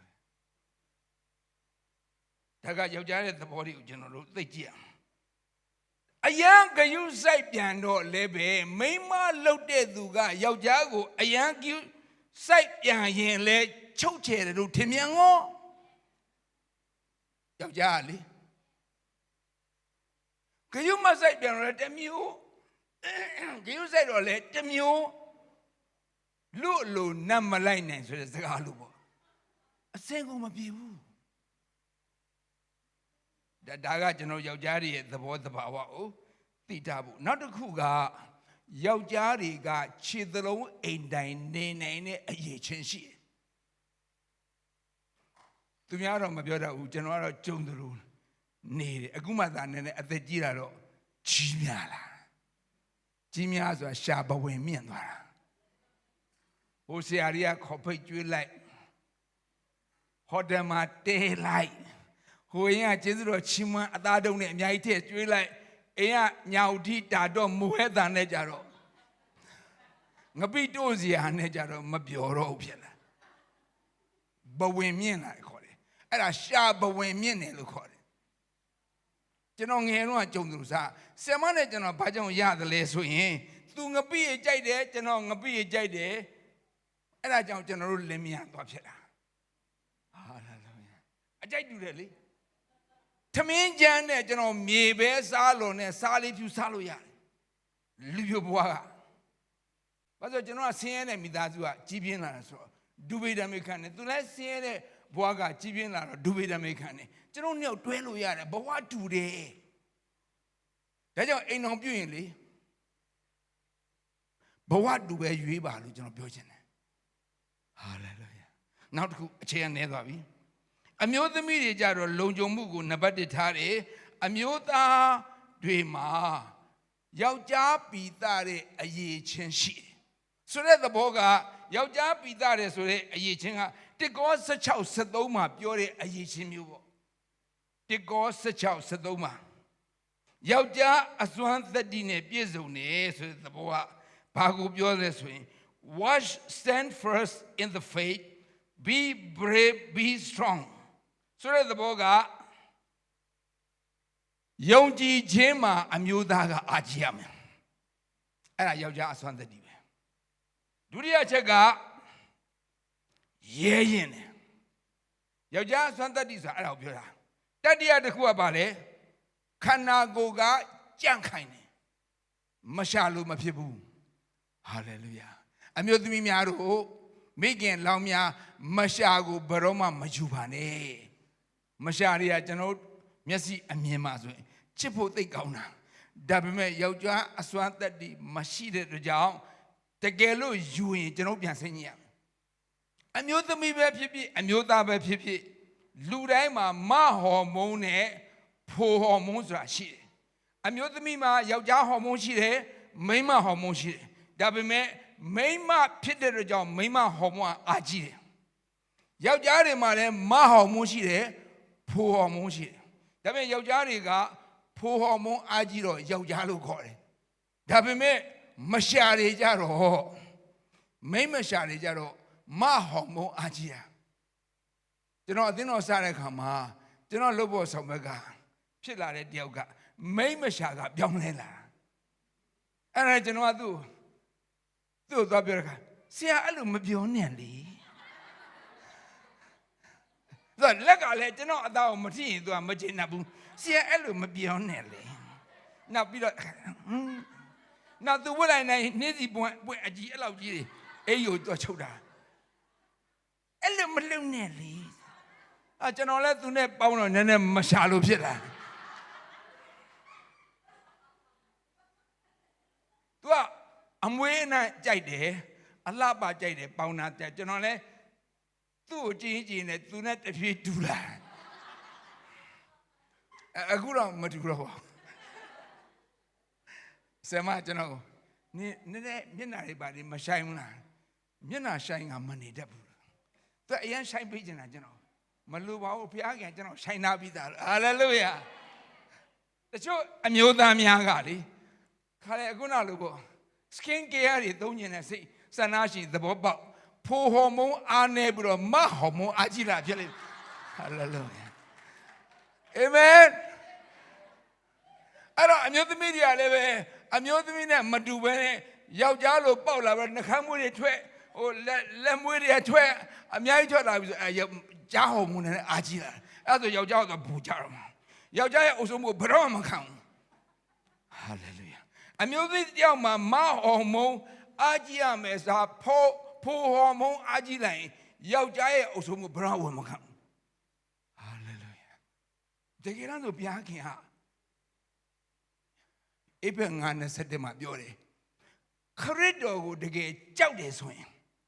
ခရစ်တော်ကိုတကယ်ခံရတဲ့သူဖြစ်တယ်ဆိုရင်တက်ကိုတောင်းနှင်းချလို့ရတယ် Is it right အဲ့ဒါကိုကျွန်တော်သဘောပေါက်ဒါကြောင့်ကျွန်တော်ဒီနေ့မိခင်ကြီးတွေကိုကျွန်တော်ဘာမှခြင်းလဲဆိုရင်ကိုသားသမီးတွေကိုဘယ်တော့မှငယ်တဲ့အချိန်မှလေသားတွေကိုလေမိန်းမအိမ်ပေးမဝင်နဲ့သမီးတွေကိုယောက်ျားအင်ကြီးပေးမဝင်နဲ့ယောက်ကရှာဖြစ်မယ်မိန်းမရှာဖြစ်မယ်တရားဟောအကြမ်းမှာပြန်ကြည့်မယ်ဆိုရင်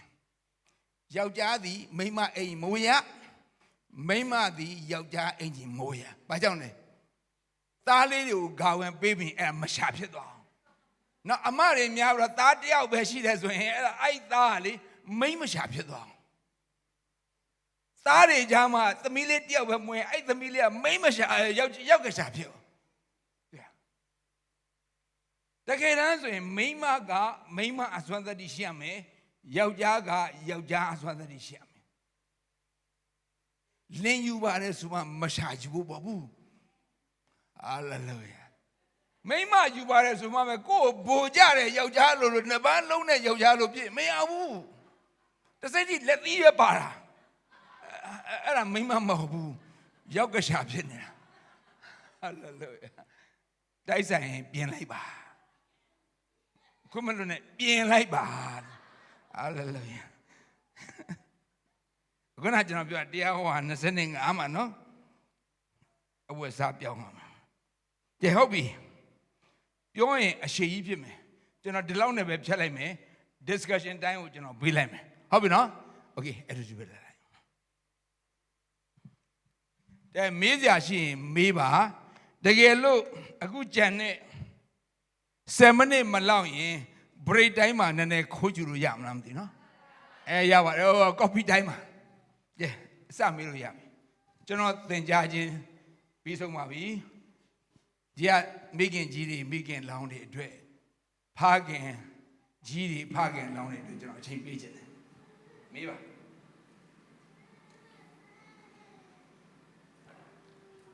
ဘယ်သူစမေးမလဲဝင်ရတဲ့ဒီအချိန်ကလေးမှာပေါ့နော်3ရက်လုံးမေးစရာရှိမေးပါ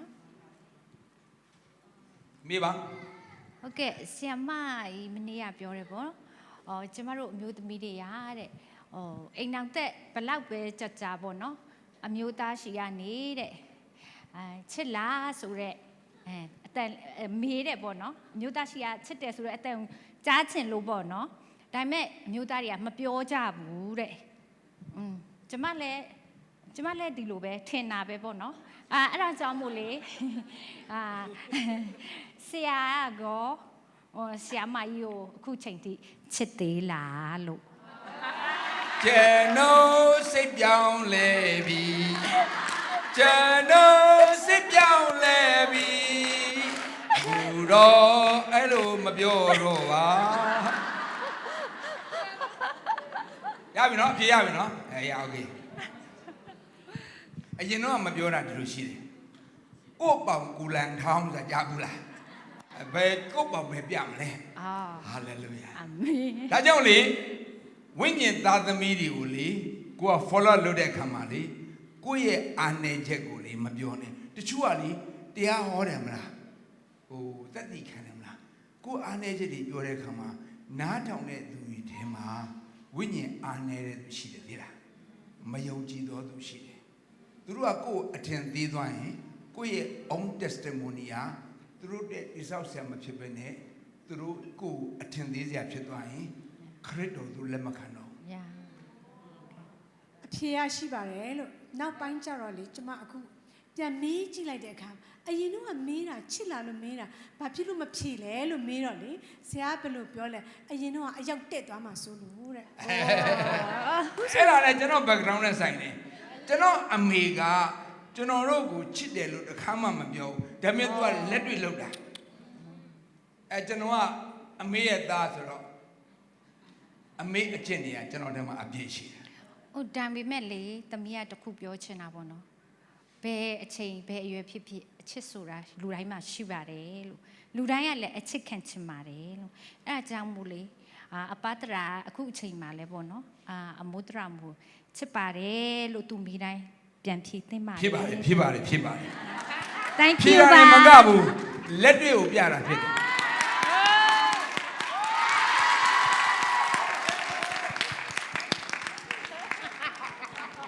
ကဲနောက်တယောက်ဘာသာလူတိုင်းရစေခြင်းလို့လေတော့ရတယောက်နဲ့ပဲပြီးသွားမှာဟုတ်ကဲ့ကျွန်မမေးချင်တာကပေါ့နော်အမျိုးသားတွေကတခါတလေချိုက်အိမ်မှာသူတို့ကတမျိုးမျိုးဆိုရင်သူတို့မပြောဘဲနဲ့လေအမျိုးသမီးကိုပဲပြောခိုင်းတယ်ဟိုကလေးတွေကခွေးတွေကြောင်တွေကြိုက်တယ်လေအဲ့ဒီကမွေးတဲ့ခါကျတော့အဲ့ဒီဟာကို तू မကြိုက်ဘူးကျွန်မပြောတယ်အဖေပဲအဖေလည်းပြောပိုင်ခွင့်ရှိတယ်ပြောပါကလေးတွေကိုပြောလိုက်မဟုတ်ဘူး ကလေးတွေဖြစ်ပြီးဆိုအမေကိုပဲလာမုန်းနေတယ်အဲ့လိုမျိုးလေကျမကိုပဲစိတ်ကောက်နေတဲ့ချိန်လုံးသူကစိတ်ကောက်ပြီးဆိုအိမ်မှာမအိတ်တော့ဘူးမှသူ့ဒီတခြားတနေရာအိမ်မှာရှိသေးတယ်အဲ့ဒီမှာပဲသွားအိတ်တယ်အဲ့ဒီခါကျတော့ဘာဖြစ်လို့မလာလဲဘာညာနဲ့သူ့ချော်လဲဖုန်းမကင်ဘူးအဲ့လိုတွေဖြစ်တယ်ပေါ့နော်အဲ့ဒါကျမတို့ကဘလို့လှုပ်ပြီးတော့မှသူတို့ဒီဦးစီးအနေနဲ့သူတို့ကဘလို့မျိုးပြောပြီးတော့မှဘလို့ပြန်ပြီးတော့မှဆွဲခေါ်ရမလဲဆိုတာလေးပေါ့နော်ကျွန်မသိကျင်တယ်သူတို့သားသမီးတွေအရှိမသူတို့ကမပြောချင်ဘူးဟိုအမုန်းခံရမှာကြောက်လို့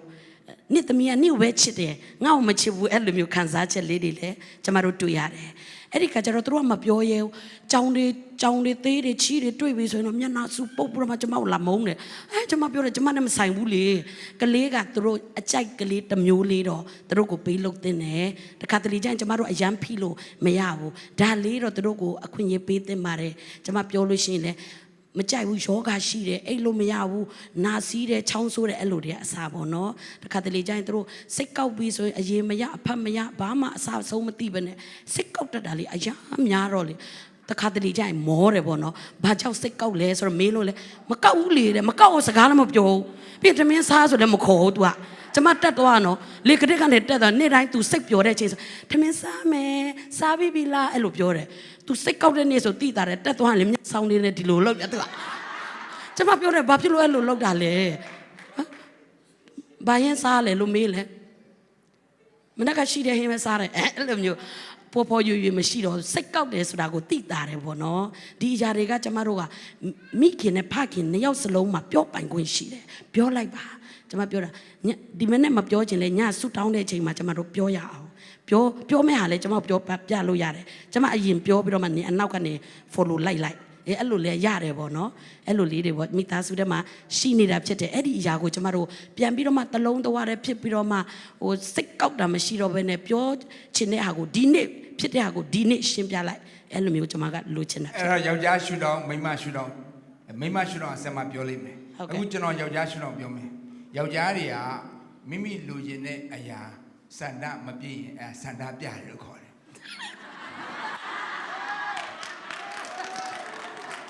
အဲ့မိမရှုတော့ဘက်ကဆမ်းမဖြစ်လိမ့်မယ်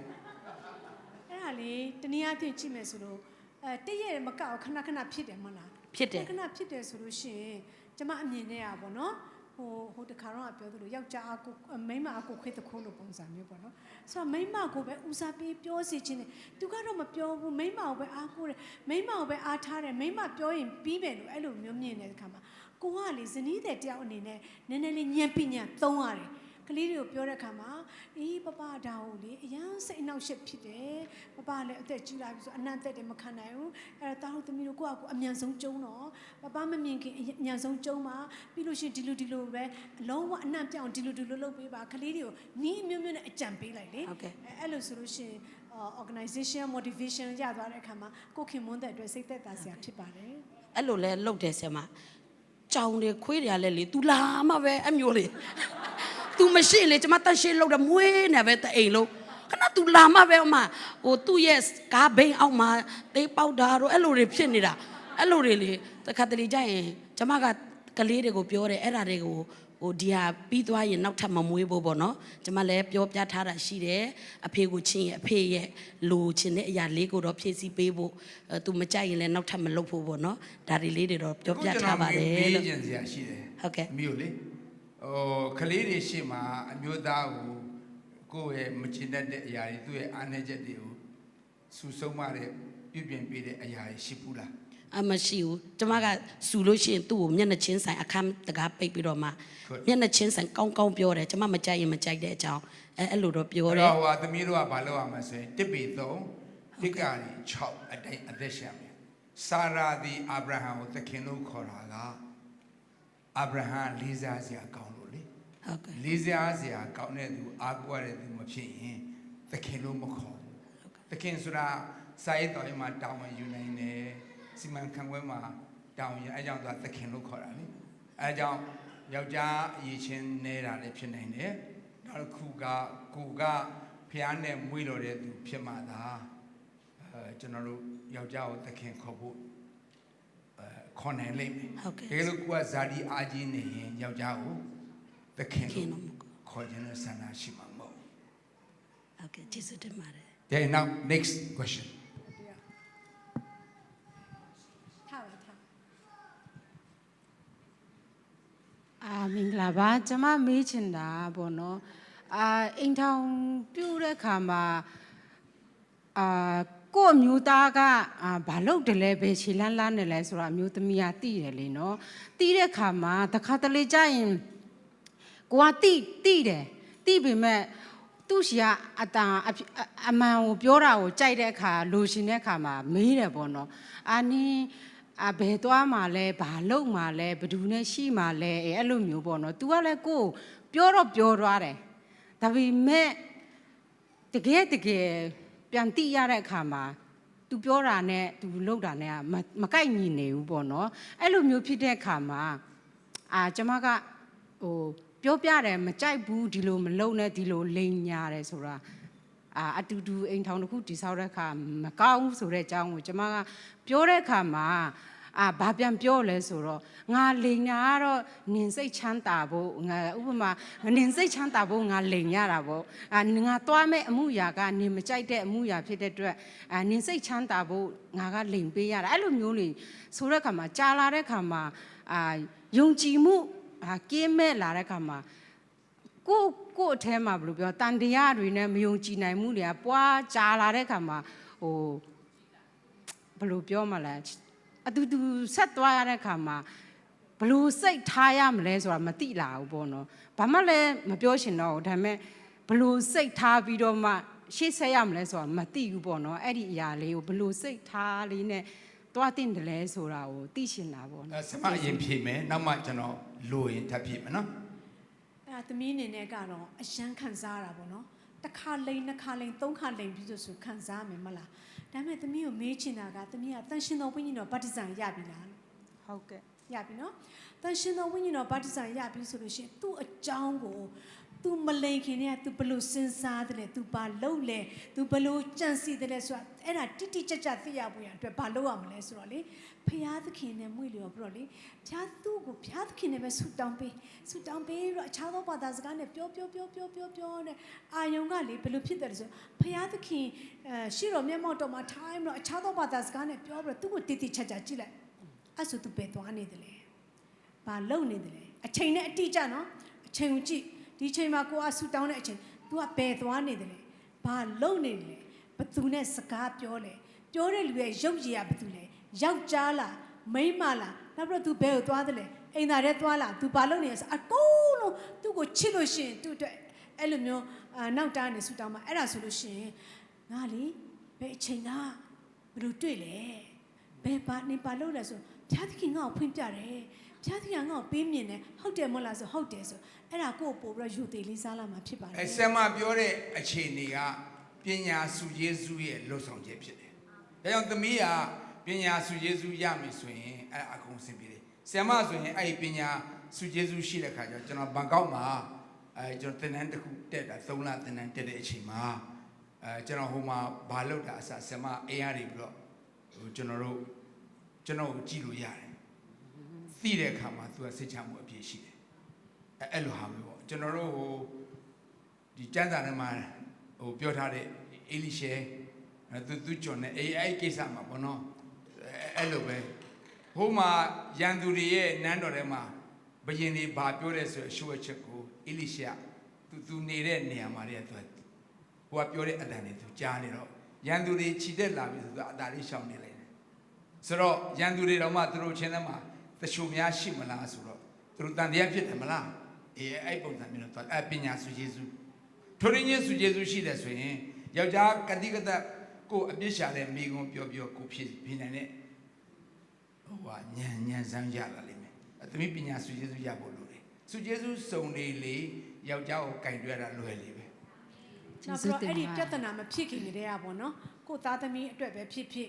ကိုတကယ်ချစ်တဲ့အမှုတော်ဆောင်ပဲဖြစ်ကိုရဲ့ခင်မွန်းတဲ့ဖြစ်ကိုကလေအဲ့လိုဖျားသခင်နဲ့အချိန်ယူပြီးတော့ဆူတောင်းပြီးတော့တေချာကြည့်လို့ရှိရင်ဗာလေအခုဆိုအိမ်မှာ CCTV တက်ထားတယ်မလားအဲ့ထက်ပိုကောင်းတာ CCTV တက်ထားတာလုံးမှာပဲတွေ့တယ်မလားအခုကမလုတ်ခင်တည်းကကိုကကြိုတင်သိတော့ ဘယ်လိုစုံစမ်းနောက်ဆက်ခြင်းအမျိုးအစားဝင်းမှလဲဘယ်လိုလူလိန်နဲ့တွေ့မလားဒါမှမဟုတ်အမျိုးသမီးရဲ့နောက်ဆက်ခြင်းနဲ့တွေ့မလားဘာမှမဟုတ်ကပိုင်းနိုင်နဲ့တွေ့မလားဆိုကြိုတင်ပြောထားလေကြိုတင်ပြောထားလို့ရှိရင်ဘာဖြစ်လဲဆိုကား accident ဖြစ်မလားအစပြောထားအဲ့ဒါဆိုလို့ရှိရင်ဆိုင်းရပြကိုပြတယ်အဲ့ဆို तू ကကြိုတင်ပြီးတော့သတိထားလို့ရပါတယ်လို့ ယေရှုတင်ပါတယ်ရှင် အာမင်အကျိုးရှိတယ်နော်မေးပါ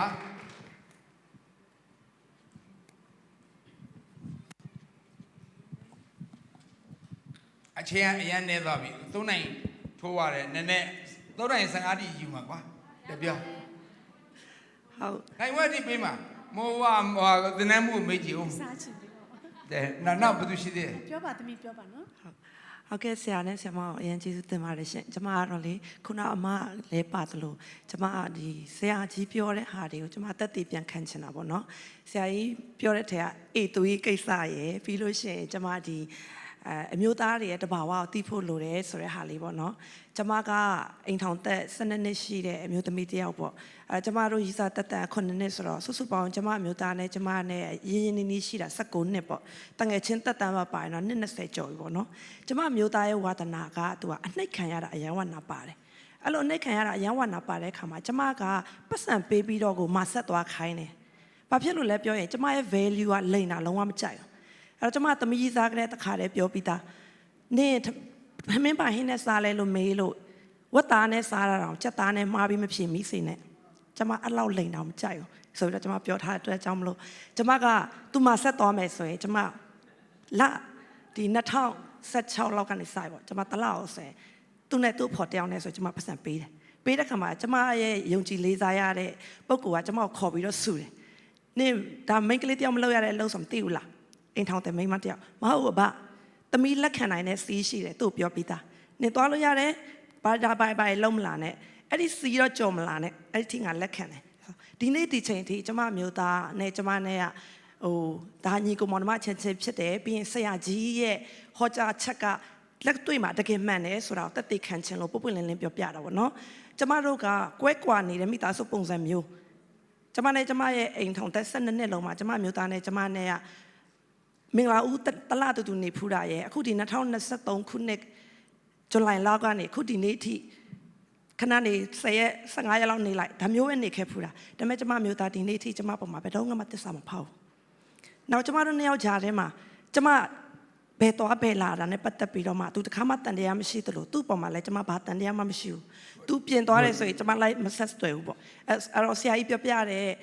ခုနဆရာကြီးပြောပြတယ်ပေါ့နော်အလေးထားလေးတွေသိတယ်ဆိုလို့ရှိရင်ကျမတို့ตายရတယ်ဆိုတာလေးကိုကျမတက်သိခံချင်တာဖြစ်တယ်။နောက်အေသွေးနဲ့ပတ်သက်တာကျမလည်းအရင်ဖစ်များတယ်ဆရာကြီး။ကျွန်တော်အကုန်တူတယ်။အိုးခွက်ပကကလုံးလောက်လာစတူတယ်။ကျွန်တော်လေကျမဘောတော့စိတ်မကောင်းဖြစ်သွားတယ်။ကျမမျိုးသားကြတော့ကျမနဲ့အပူနဲ့အေးကျမဝုန်းဝုန်းလောက်တယ်ကျမမျိုးသားရှောင်ထွက်သွားတယ်။ तू ရှောင်ထွက်လေကျမစိတ်ဆိုးလေးပဲ။အဲ့တော့ကျမတော်တော်စိတ်မကောင်းဖြစ်ပြီးတန်ဝေကားရတယ်ဆရာမကြီးဆရာမကြီးကဲ့သို့ပဲပေါ့ကျမမျိုးသားဒီအိမ်ထောင်တက်တန်းတစ်လျှောက်လုံးမှာဘလောက်များပူလောင်ရမလဲပေါ့ကျမကြောင့်အဲ့တော့ကြောင့်မလို့ကျမသင်ခန်းစာရတယ်ကျေးဇူးပြန်ဆက်နော်ယောက်ျားပြန်ဆက်မယ်ဆရာကြီးပြီးတော့ခုနဆရာကြီးပြောသလိုပေါ့နော်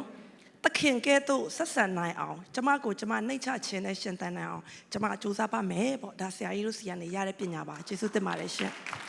ရှေ့now next question လက်ထောင်တဲ့လူဦးစားပေးမယ်နော် တမိုးရှိတဲ့အချိန်တော့ကျွန်တော်ကများမေးလေကြိုက်လေပဲကျွန်တော်မတိုင်ဘူးဆို ကျမဆိုလို့ရှိရင်ဆရာကိုကျမကိုယ်တိုင်နှိပ်ပေးတယ်လက်ကျင်ကလုပ်တွန်းထားတယ်လက်ကျင်ကလည်းလုပ်တယ်နောက်ပြီးတော့ကျန်းစာလည်းပြနှွေးတယ်ကျန်းပိုက်တယ်အဲ့လိုမျိုးအရန်စင်စမကိုကျွန်တော်မခိုင်းရဘူးဒါပေမဲ့ကျွန်တော်သိညောင်းတော့လေမတတ်တာတော့အာမနာတော့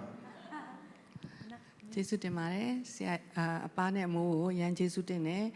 အပားနဲ့မိုးကတကယ်ပဲကျမတို့ရဲ့လေးစားအားကြရတဲ့ဆရာနဲ့ဆရာမဖြစ်တယ်လို့သားသမီးတွေကိုလည်းတကယ်ပဲဆရာတွေဆရာမတွေဖြစ်အောင်မလို့ပေါ့နော်ပြိုးထောင်ထားတာဖြစ်တယ်ပေါ့နော်အဲ့အတွက်ကြောင့်မလို့အဲ့လိုဘယ်လိုမျိုးများဒီသားတွေသမီးတွေရောက်တိုင်းစီဒီလိုမျိုးပြိုးထောင်လာတယ်လေ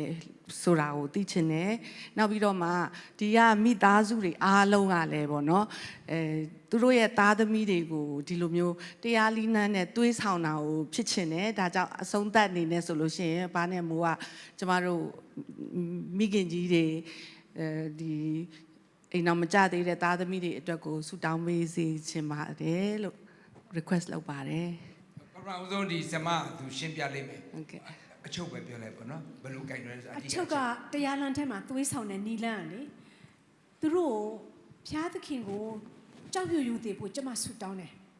နောက်တစ်ချက်ကထာဝရဖျားသခင်ကိုစိတ်နှလုံးအကျွင်းမဲ့အစွမ်းတတ္တိရှိများချစ်ဖို့လေအဲ့နှစ်ခုကအဓိကထားတယ်ဘာဖြစ်လဲဆိုသူတို့ဖျားသခင်ကိုစိတ်နှလုံးအကျွင်းမဲ့အစွမ်းတတ္တိရှိများချစ်မယ်ဆိုလို့ရှိရင်သူတို့ကဖျားစကားနားထောင်မယ်ဖျားကိုချစ်မယ်ကိုချစ်တဲ့လူရဲ့စကားကိုနားထောင်မယ်မဟုတ်လားအဲ့ဆိုသူအရန်ချစ်ပြီးဆိုကျန်းစာမဖတ်ပဲမနေနှုတ်ကပတ်တော်ကိုချစ်တယ်ဆိုဖျားကိုချစ်တာဖြစ်တဲ့အတွက်ကြောင့်ဖျားစကားနားထောင်မှဖြစ်တယ်မပြည့်စည်ဘူးဆိုတာကျွန်မသိတယ်လ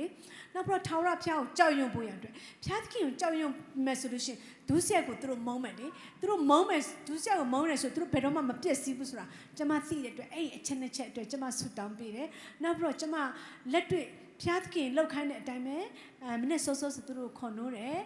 ကျန်းစာဖတ်ဆူတောင်းတယ်အဲ့ဒါလောက်ခိုင်းတယ်နောက်ပြီးတော့လည်းပဲညညဆိုလို့ရှိရင်သူတို့ပုံပြောပြတယ်ကျန်းစာထက်ကပုံပြင်ကိုပြောပြတယ်ငငယ်လေးနဲ့ဈေးသွားတဲ့ခါမှာဆိုလို့ရှိရင်ဒီမှာကြည်စမ်းအဲ့ငါ့ကိုလေငါ့တွေတစ်မျိုးနဲ့တစ်မျိုးမတူဘူးအဲ့ဒါသခင်ရှုဖန်ဆင်းတာအော်ညက်တွေ့လို့ရှိရင်ဟမှာကြံညက်ကလေးတွေကြည်စမ်းအော်တာအမျိုးမျိုးဖျားသခင်ဖန်ဆင်းတာသူတို့ကြည်စမ်းသူတို့ကမငေးဘူးနော်ခုနတွေ့တဲ့အစာစားတဲ့ခါမှာမငေးဘူးသူတို့ကငေးတယ်ဆိုရင်လေးခွစာမိမယ်လေတတိရှိတယ်ဒါကြောင့်ညက်တွေကိုကြည့်ရှုပြတဲ့အခါဆင်ခြင်ရမယ်ဆိုတဲ့အကြောင်းအဲ့လိုမျိုးတစ်ခုခုဝက်ဆိုလို့ရှိရင်ဝက်ငှက်ဆိုငှက်အဲ့လိုမျိုးသူတို့ပြောပြတာပေါ့နော်နောက်ပြီးတော့ကျန်းစာတင်တဲ့သွားတယ်သူတို့ကဘယ်လောက်ပဲငငယ်ခေါ်သွားတယ်ခလေးဆိုတာဆော့တတ်တဲ့သဘာဝရှိတယ်ဒါပေမဲ့ကျမကငကိုတွေကမဆော့ရဘူးဆိုတော့သူတို့လုံးဝမဆော့ဘဲနဲ့ငိမ့်တာပေါ့နော်အဲ့လိုမျိုးဖြစ်တယ် အဓိကတော့ဘာလဲဆိုတော့သူတို့ကိုလောကီထဲမှာကျင်လည်ဖို့မိတ်ဆက်ခွင့်တိတ်မပေးဘဲနဲ့ဘုရားအမှုတော်မြတ်မှာပါဝင်ဖို့ life settlement ကိုကျွန်တော်တို့ကသူတို့ငယ်ငယ်လေးကစပြီးတော့ setting ချထားတဲ့ကြောင့်အခုက alignment တက်သွားတာဖြစ်တယ် godly alignment တက် အဲ့လိုဖြစ်ပေမဲ့ကြီးလာတဲ့အပြိုရွယ်ရောက်တော့လေတစ်မျိုးပြန်လောက်ရတယ်သလားတစ်မျိုးပြန်လောက်ရတယ်ဖျားသခင်တန်ရှင်းခြင်းအပိုင်းဖျားသခင်နှစ်သက်တာမနှစ်သက်တာဘာဖြစ်လဲဆိုငယ်တဲ့အရွယ်သုံတင်တဲ့ပုံစံနဲ့အပြိုလူပြိုအရွယ်သုံတင်တဲ့ပုံစံမတူအခုဆိုသူတို့ဥစားကြီးလာပြီးတော့သားသမီးတွေတောင်ရလာပြီအဲ့ဒီအချိန်မှာသုံတင်တဲ့ပုံစံလည်းမတူဘူးအဲ့တော့အပြိုရွယ်မှာဆိုလို့ရှိရင်ရီးစားထားမယ်ဆိုလို့ရှိရင်မိန်းကလေးဆိုအဖေကိုပြောအဖေကယောက်ျားလေးအကြောင်းသိတယ်ခေါ်လာပြအဲ့ယောက်ျားအမေဆိုလို့ရှိရင်မိန်းမအကြောင်းသိတဲ့အတွက်ကြောင့်မလို့တားကြိုက်မယ်မိန်းကလေးကိုခေါ်လာပြအကဲခတ်လို့ရတယ်ပြောလို့ရတယ်ပေါ့နော်အဲ့လိုနည်းနဲ့လုပ်တယ်နောက်ပြီးတော့ကျမဟိုမှာသမီးကသူ့ရီးစားနဲ့သူသွားမယ်ရီးစားလည်းခွင့်တောင်းတာပေါ့နော်သူကလည်းခွင့်တောင်းတဲ့အခါမှာကျမဆုတောင်းပြီးတော့လွတ်လိုက်တယ်တစ်ခါဆုမတောင်းတော့ညာလည်းပဲသူတို့သွားတဲ့လမ်းကိုလေကျမသိတော့ကျမဟိုးပဲဟိုဖះเจ้าတိုက်ပေါ်ထောင်မြင်ပြီးတော့လမ်းတစ်လျှောက်လုံးမှာကြည့်တယ်သူတို့ကထီတက်လက်ကိုနှစ်ယောက်ဆောင်းတယ်မလားထီတက်လက်နှစ်ယောက်ဆောင်းတော့ကျမလည်းဝေး စမဆူဇန်နာကိုပြောတာ ဟေးရှောက်မပြောနဲ့အဲ့လိုမျိုးလမ်းပြီးတော့ဟိုးအပေါ်ထနေပြီးတော့လေသူတို့ဆုတောင်းကောင်းကြည့်ပေးအဲ့လိုလုပ်တယ်ဘာဖြစ်လဲဆိုဂယုစိုက်ရမယ်လေအဲ့ဒါကြောင့်ဆိုတဲ့သဘောကတော့မိဘနဲ့သားသမီးတွေက intimate fellowship intimacy ပေါ့ intimacy between children and parent ပေါ့အဲ့ဒါဆိုရင်အားလုံး okay တယ်မရင်းနှီးဘူးဆိုရင်သူတို့ရည်စားထားတဲ့ကိစ္စလည်းပြောမှာမဟုတ်ဘူးသူတို့ရဲ့ life affairs အသေးစိတ်တွေလည်းပြောမှာမဟုတ်ဘူးရင်းနှီးမှုရှိရင်သူတို့ကဘယ်လိုခေါ်မလဲမောင်နှမလိုပုံစံမျိုးဖြစ်တဲ့ခါမှာသူတို့ပွင့်လင်းတယ်နောက်ပြီးတော့လေသူတို့တုံတင်ဆုံးမတာတဲ့ကျမကဘာလုပ်လဲသလားသူတို့တုံတင်ဆုံးမတာတဲ့ကျမငယ်လေးတွေကလှုပ်ထားတဲ့အကျင့်ပါလေဆိုဆုတောင်းကြမယ်တို့ဆုတောင်းကြမယ်ဖျားသခင်ဘာဖွင့်ပြမလဲဆိုတာကြည့်ရအောင်ပြီးတော့ရှင်ဖျားသခင်ဘာပြောတယ်လဲဆိုတာတို့နားထောင်ကြရအောင်ဆိုဆုတောင်းတော့ဖျားသခင်ဖွင့်ပြတယောက်တစ်ခုဆိုပျော်ကြတယ်အဲ့ဆိုပို့ပြီးတော့မရင်းနှီးဘူးလားရင်းနှီးတယ်သမီးညတော့ကလေမမအိပ်ပျော်တဲ့ခါမှာလေသမီးကိုအိမ်မက်တယ်ဆိုအရန်စိတ်ဝင်စားတော့ပို့ရင်းနှီးတာတာကိုလေညတော့ကလေမမဆုတောင်းတော့ကလေဖျားသခင်ကလေဘာပြောလဲတာအတွက်ဘာပြောခိုင်းလဲဆိုအဲ့ဒါသူတို့ကပို့ပြီးတော့နှစ်သက်လာတယ်ပြီးတော့ဘုရားသခင်ဘာဖွင့်ပြလဲဘာဖွင့်ပြသူတို့အရန်ကြားချင်တာပေါ့နော်အဲ့ဒါကြောင့်သူတို့စိတ်ဝင်စားအောင်ကိုကလည်းသူတို့ကိုလေတုံတင်ဆုံးမတာတဲ့ဘုရားသခင်ဖွင့်ပြချက်ကိုများများပြောရင်အရန်အဆင်ပြေပါတယ်လို့နော်ဒါဆူတောင်းပြလိုက်မယ်နော်ဒါဆိုရင်အားလုံးမတက်ထားပြီးတော့ကျွန်တော်တို့လက်ကိုမြောက်ထားပြီးကိုယ်သက်တာဆက်ကရအောင်စမဥဆောင်ပြီးတော့ဆူတောင်းပြလိုက် Hallelujah. Praise God. Hallelujah. Hidia da da da sutini rama sheria da da da. Kene myodmi mya nyan pinya lo bare kuro. Kuro thama nyan pinya mya swa lo bare. Tathami de mye de myit ko thon thin nain do nyan pinya ko kuro pe ba. Kuro ne achai yu bra kuro tha shin do win no phwint pya chet ko na le ya cha ya myin ya thi ya bra let twe pyan le pyo pya nain pwo yan kuro ko achain pe do mi khin ji mya kuro ko achain pe do aphwa phit pa mi chaw kuro ma sa kaung ji pe ba. Oh, thank you, the Mingania. Oh, up your pipse, loop your pipse. Kuro Tialantema, Celebro, Kuro, Patis, Gatin, Twisson, and Puyan Kuro Mazaba. Hallelujah. In the name of Jesus, Catedral, my Kikram Charababa. Kuro Piosi, Lutasgago, Piosi Bapa. Tadmini Chila Rekamadolaga. Oh, Nimia Chila Rekamadolaga, Pioya, Catholebe. Kuro, the Shin, the winning of Pio kind of Sagago, Pioria Kama, Luebare Kuro. Oh, the Shino Winino, Guru Pimpia, Yago, Titi Chacha, Thibro, Titi Chacha, Nale Biro, let me lose some chin at the Guru Almindo Paya Peter, the Amutimiaga, Almindo Amutimia Pima Pipare, Guru Piatki and the Shin Domuni need to the generation Sesagula, correct the Shin Chin Epition Ziba, hallelujah. Oh, Guru Piatki and Chichimit and Epius on Pia Peter, the generation, the Macro Chichimit and at Lone to Arishizi. Great Chichimita go mitazu athiti poma tholang piba. Hallelujah Rama Shiria da da da da. Amyo the mimia rudi mimi kimunde se winning go ya dotu. Tadi mimia se winning go ya dotu mia pisi puya. Suit down chinga amlio seme pia be set pira suit down chin api. Then shino winning or low sama ya go through chati chin api. Through the pian let that say to your wing up or side puna ya dotu mia pisi ba. Oh, I miki mia. Imashi dot me, Apiomia, the young chinty of Chinsi, the Gura Osa Pipare, a chodo, Miki Piumia, a chodo, Apiomia, Alondo dile, Gura, Thamimia Pite Dredger, through the Gura Tamalado, Winnie Sujizu, Amwego, Yashipido. Mathi do Ayago, Thibuyan, winning of Pia Pimpia Bibapa. Namale do Aya, Mathi do Aya, Namale do Aya, Mamia do Ayago, Tia Mia, Jaya Buya, winning of Pia Pimpia. Drosima ta shenda winning a baite kusesiva harapa da da da da da da da da da akusa pioni da pane puene hallelujah celebrate jelama hallelujah piusuba pore makai puya piusuba hallelujah pene pane puena imatama lapare winya yamya ko tuyare di yama ta shenda winning no apye nagapato jego tolang peba winning no phumpya che ya ko tolang peba harapa sharaba baba pamya ti puenlan le jego mya oh, Pano di Lechamale, Lansale, Lapale, Tower Piatki, Bondrigo, Japio, Pite Harapa, oh, Pusuba, the Kimpia Luroni, Pusuba, the Kimpia Piosi, Ludoska, Yago Piomles, Payatki, Meba, Payatki, Pio kindness, Gago Pioba, Down Lemuji Shima Pipa, Rama, say she to a mingo Rama Piampa night. Alone she does say, oh, what a new pay your tight on to samba. Kimara mara shiria da da oh piusu pyo thong pe me so lo shin be po kaung ma mala nai ba bu mana ti hu ro yan tu la wi to ma pauk nai ba bu da jaw piusu pyo thong cha aye ji ba re oh mi khin mya oh di ma shi do amyo thami a ji ma a nge mya win yin pai ma mi khin mya tage be ko piusu do aya ma phaya thakhin ko rai tati ne ji shu pe ba re phya thakhin ko rai di amyo thami mya ko achan thit nyan thit ko pe ma phit ba re na le nai do nyan no ka pat do a phit na phit de Piatkin at Udi Chen, you up in Tani Kanako by Saya, a city up Shidlo, or when you buy Masayale, when you Yapina Dobalama Pipare, Harapa Shara Baba, the Chodo Ludigali, this Ashishin, a Pusu Putan Pere, ye bounty let Thela Pere, Pusu Pere, Eri Chema, Piatkin Chinide, Nego Pusi do Piaga, imitant Nithet do Pia Pipare, the Jamuno Sala Pusuba, Pusu Chinga Long Arm Shobane, a chain Tandokama, Count Jimingla, Nyaso Gopiana, Jayama Pipare,